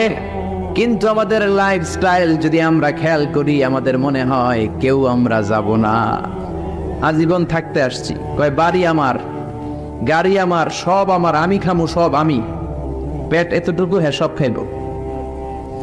কয় আমার, সব আমার, বাড়ি আমার, গাড়ি আমার, এলাকা আমার, আমার দাপট, আমার কথা চলবে আর কারো কথা নাই, এরকম কিছু টাকা আছে না নাই? আমার এলাকা, আমার সব, আমার বাড়ি, আমার গাড়ি, আমার ব্যাংক ব্যালেন্স, খালি আমার। আল্লাহ কয় কিচ্ছু তোমার না, সব কিছুর মালিককে। কিন্তু তারপরও আমার আমার বলতে বেশি পছন্দ করি। যদি বলি গাড়িটা কার, কয় হুজুর আমার। বাড়িটা কার, আমার। বিল্ডিংটা কার, আমার। কেমন করে আপনার বাড়ি হয়? আপনার বাবাও যখন এই বাড়িতে থাকতো সেও বলতো আমার, দাদাও কইতো আমার, ঠিক কিনা? আপনি মরে গেলে ছেলে বলবে আমার। একটাই বাড়ি, সবাই কয় আমার। পরের জায়গা পরের বাড়ি, ঘর বাঁধিয়াই আমি রই, আমি তো সেই ঘরের মালিক নই। পরের জায়গা পরের বাড়ি, ঘর বাঁধিয়াই আমি রই, আমি তো সেই ঘরের মালিক নই, ঠিক কিনা? এই দুই লাইনের গানের ভেতরে গোটা আখেরাতটা আছে। এই দুই লাইনের সঙ্গীতের ভেতরে পুরো ইসলামটা আছে। এই দুই লাইনের সঙ্গীতের ভেতরে 30 পারা কোরআনটা আছে, ঠিক কিনা? থাকতে আসি নাই, চলে যেতে হবে। এজন্য সঙ্গীত যেটা গাবেন ওইটা ইসলাম দ্বারা অ্যাপ্রুভড হতে হবে, কোরআন দ্বারা জাস্টিফাইড হতে হবে। যে কোনো সঙ্গীত আপনি গেতে পারেন না যে সঙ্গীত আপনাকে কোরআনমুখী করে, যেই কবিতা আপনাকে ইসলামমুখী করে, যেই গান আপনার অন্তরে আল্লাহর ভয় জাগায়, ওগুলো আমাদের গান, যেরকম, ঠিক কিনা? এই জন্য কবরে যেতে হবে, কবরের প্রিপারেশন নিতে হবে। বিশ্বনবী বললেন যারা সূরাতুল মুলক তেলাওয়াত করবে কবরের আযাব থেকে বাঁচাবে কে? আবার বিশ্বনবী বললেন শাফাআত লি সাহিবিহা, যে ব্যক্তি এই সূরা তেলাওয়াত করবে তার জন্য এই সূরাটা কিয়ামতের দিন আল্লাহর কাছে সুপারিশ করবে। সুবহানাল্লাহ নাই? আর জোরে সুবহানাল্লাহ। কোরআন সুপারিশ করবে আল্লাহর কাছে। আল্লাহ সুপারিশ ফেলে দিতে পারবে? প্রধানমন্ত্রীর কাছে যদি অর্থমন্ত্রী কোনো সুপারিশ নিয়ে যায়, প্রধানমন্ত্রী ফেলে দিতে পারবে? পররাষ্ট্রমন্ত্রী যদি কোনো সুপারিশ করে, রেকমেন্ডেশন করে, ফেলে দিতে পারবে? কোরআন যদি সুপারিশ করে, কবুল করে নিবে কে? এজন্য এই সূরা যারা তেলাওয়াত করবে, এই সূরা তার ভাই আল্লাহর কাছে সুপারিশ করবে, রব্বুল আলামিন এই সূরার সুপারিশ কবুল করে নিবে। আবার বিশ্বনবী বলেন খাসামাত আন সাহিবিহা, এই সূরাটা কিয়ামতের দিন এই সূরার তেলাওয়াতকারীর পক্ষ হয়ে আল্লাহর বিরুদ্ধে তর্ক করবে। আল্লাহু আকবার। আল্লাহর সাথে তর্ক, সাহস বেশি না কম? বেশি না কম? তর্ক করতেই থাকবে হাত্তা দাখালাহুল্লাহুল জান্নাহ, যতক্ষণ না রব্বুল আলামিন ওই লোকটাকে জান্নাতি বলে সার্টিফিকেট না দেয়। পড়তে রাজি আছেন সূরাতুল মুলক? এজন্য বিশ্বনবী বলতেন মান কারা বিহা ফি লাইলা, রাতে যে সূরাটা তেলাওয়াত করবে তার আমলনামার মধ্যে সওয়াব দিয়ে পূর্ণ করবে কে? এজন্য বিশ্বনবী দরদ মাখা কণ্ঠে বলেছেন আমি চাই আমার প্রতিটা উম্মতের হৃদয়ে এই সূরাতুল মুলকটা গাথা থাক। আমি চাই এই সূরাটা আমার প্রতিটা উম্মতের কলিজায় লিপিবদ্ধ থাক। আমি চাই 30টা আয়াতের এই সূরাতুল মুলক আমার প্রতিটা উম্মতের সিনার মধ্যে লিপিবদ্ধ থাক। সুবহানাল্লাহ। মুখস্থ করতে রাজি আছেন? সবাই করবেন? যারা ইনশাল্লাহ বলেন নাই তারা তো আর করবেন না, না? করবেন, করবেন, সবাই করবেন। মাত্র 30টা আয়াত। কয় আয়াত? এক মাসে কয় দিন? আপনাদের সামুদ্রার এক মাস কয় দিনে হয়? এদিকেও 30 দিনে। তাহলে প্রতিদিন যদি একটা করে আয়াত আপনি মুখস্থ করেন, আপনার সূরাটা মুখস্থ করতে লাগবে কয় দিন? জোরে বলেন। এটা আপনাদের বাড়ির কাজ। শামুকসারবাসীদের জন্য বাড়ির কাজ, হোমওয়ার্ক, কোরআন পড়া হয় না। আগামী 1 মাসে এই শামুকসারের প্রত্যেকের হৃদয়ের ভিতরে এই সূরাতুল মুলক থাকার দরকার আছে না নাই? রাজি আছেন? রাজি আছেন? চিৎকার করে পড়েন ইনশাআল্লাহ।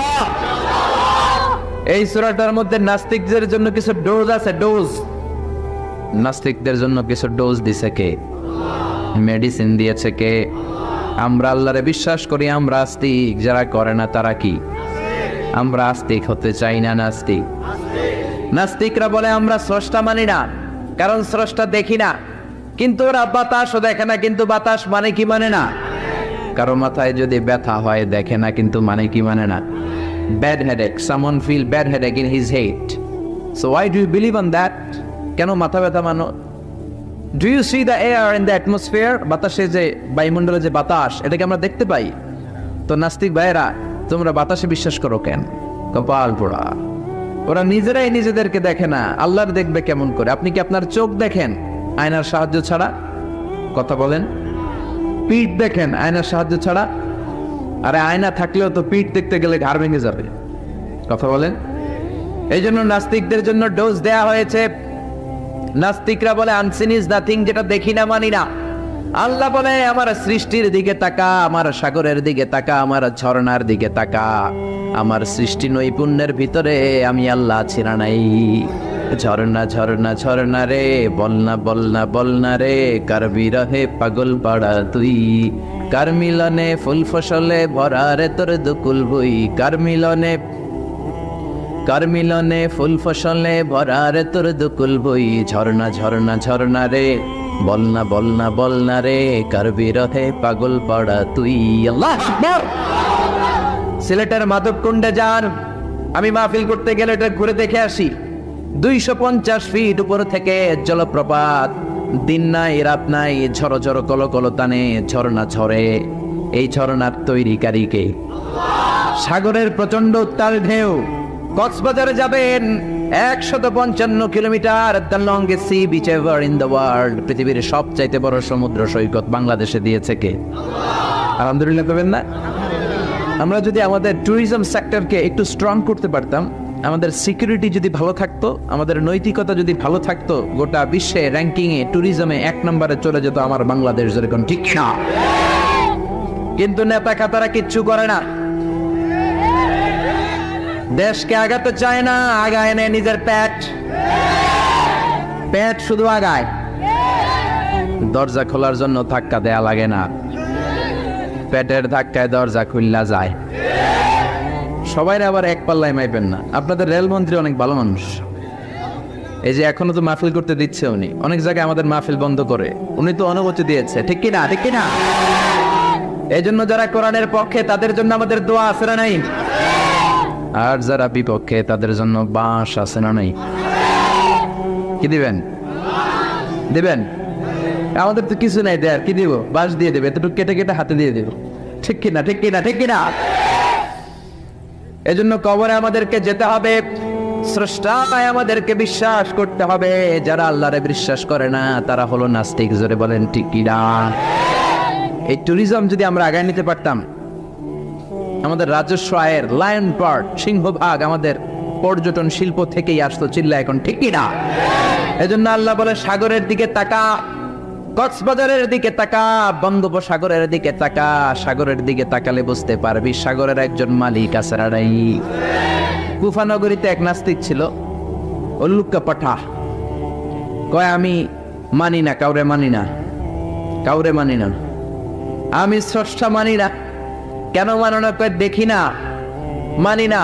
কুফার লোকেরা বললো আমাদের একজন ইমাম আছেন, নাম নু'মান। কি নাম? নু'মান ইবনে সাবিত। উনি যদি তোমার সাথে তর্ক করে, উনি তোমারে মানায় দিতে পারবে। সুবহানাল্লাহ। সে কয় পৃথিবীর কেউ আমারে বুঝাতে পারবে না, আমি মানি না।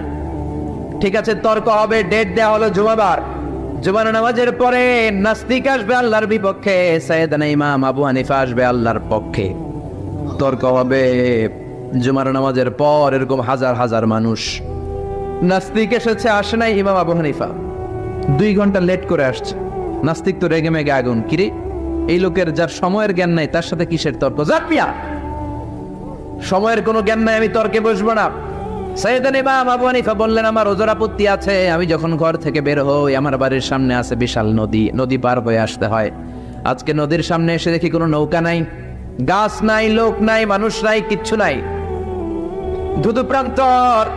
নৌকার নদীর সামনে যেয়ে দেখি নদীর একেবারে এক পাশে বিশাল একটা বড় ধরনের গাছ। হঠাৎ দেখলাম গাছটা এমনি এমনি দুই ভাগ হয়ে গেল। হঠাৎ দেখি এমনি এমনি গাছের ভেতর থেকে কাঠ বেরোলো, তক্তা বেরোলো। হঠাৎ দেখলাম এমনি এমনি তক্তা দুইটা জোড়া লেগে নৌকা হয়ে গেল। মাঝি নাই, লগি নাই, বৈঠা নাই, মাঝি ছাড়া নৌকার মধ্যে বসলাম। মাঝি ছাড়া নৌকা আমাকে নদীর এপার থেকে টান দিয়ে ওপার নিয়ে গেল। এই প্রসিডিউরটা হতে আমার 2 ঘন্টা সময় লাগছে, 2 ঘন্টা লাগছে, এই জন্য দেরি হয়েছে। নাস্তিক কয়, তোদের ইমাম ডাই খাইছে, ডাই কি খায় আসছে জিজ্ঞেস কর, মাথা ঠিক নাই। এমনি এমনি গাছ কাটে নাকি? এমনি এমনি তক্তা জোড়া লাগে নাকি? করাত ছাড়া গাছ কাটা যায় নাকি? মিস্ত্রি ছাড়া নৌকা হয় নাকি? মাঝি ছাড়া নৌকা চলে নাকি?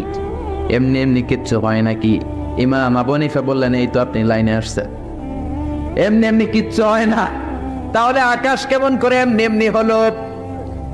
বিশাল সাহারা মরুভূমি কেমন করে এমনি এমনি হলো? বিশাল তুর পাহাড় কেমন করে এমনি এমনি হলো? বায়ুমণ্ডল, নবমণ্ডল, ভূমণ্ডল, মহাবিশ্বয় বসুন্ধরা কেমন করে এমনি এমনি হলো? সুবহানাল্লাহ। নাস্তিক ভেজালে ঝামেলার মধ্যে পড়ে গেছে। হায় হায়, এরকম করে তো ভেবে দেখি নাই।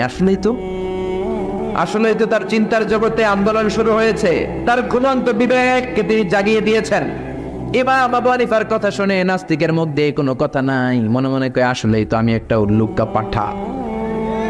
সাইয়েদানা ইমাম আবু হানিফাকে বললেন, আমাকে মাফ করে দেন, কোনোদিন এমন করে ভাবি নাই। আসলেই তো এমনি এমনি আকাশ হয় না, এমনি এমনি বাতাস হয় না, এগুলোর একজন স্রষ্টা থাকার দরকার আছে না নাই? নাস্তিক বলে, ও নোমান ইবনে সাবিত, আর দেরি করার দরকার নাই, আমাকে আপনি পড়িয়ে দেন লা ইলাহা ইল্লাল্লাহু মুহাম্মাদুর রাসূলুল্লাহ সাল্লাল্লাহু। কালিমা পড়ে মুসলমান হয়েছে। এজন্য ওয়াজাদিলহুম বিল্লাতি হিয়া আহসান।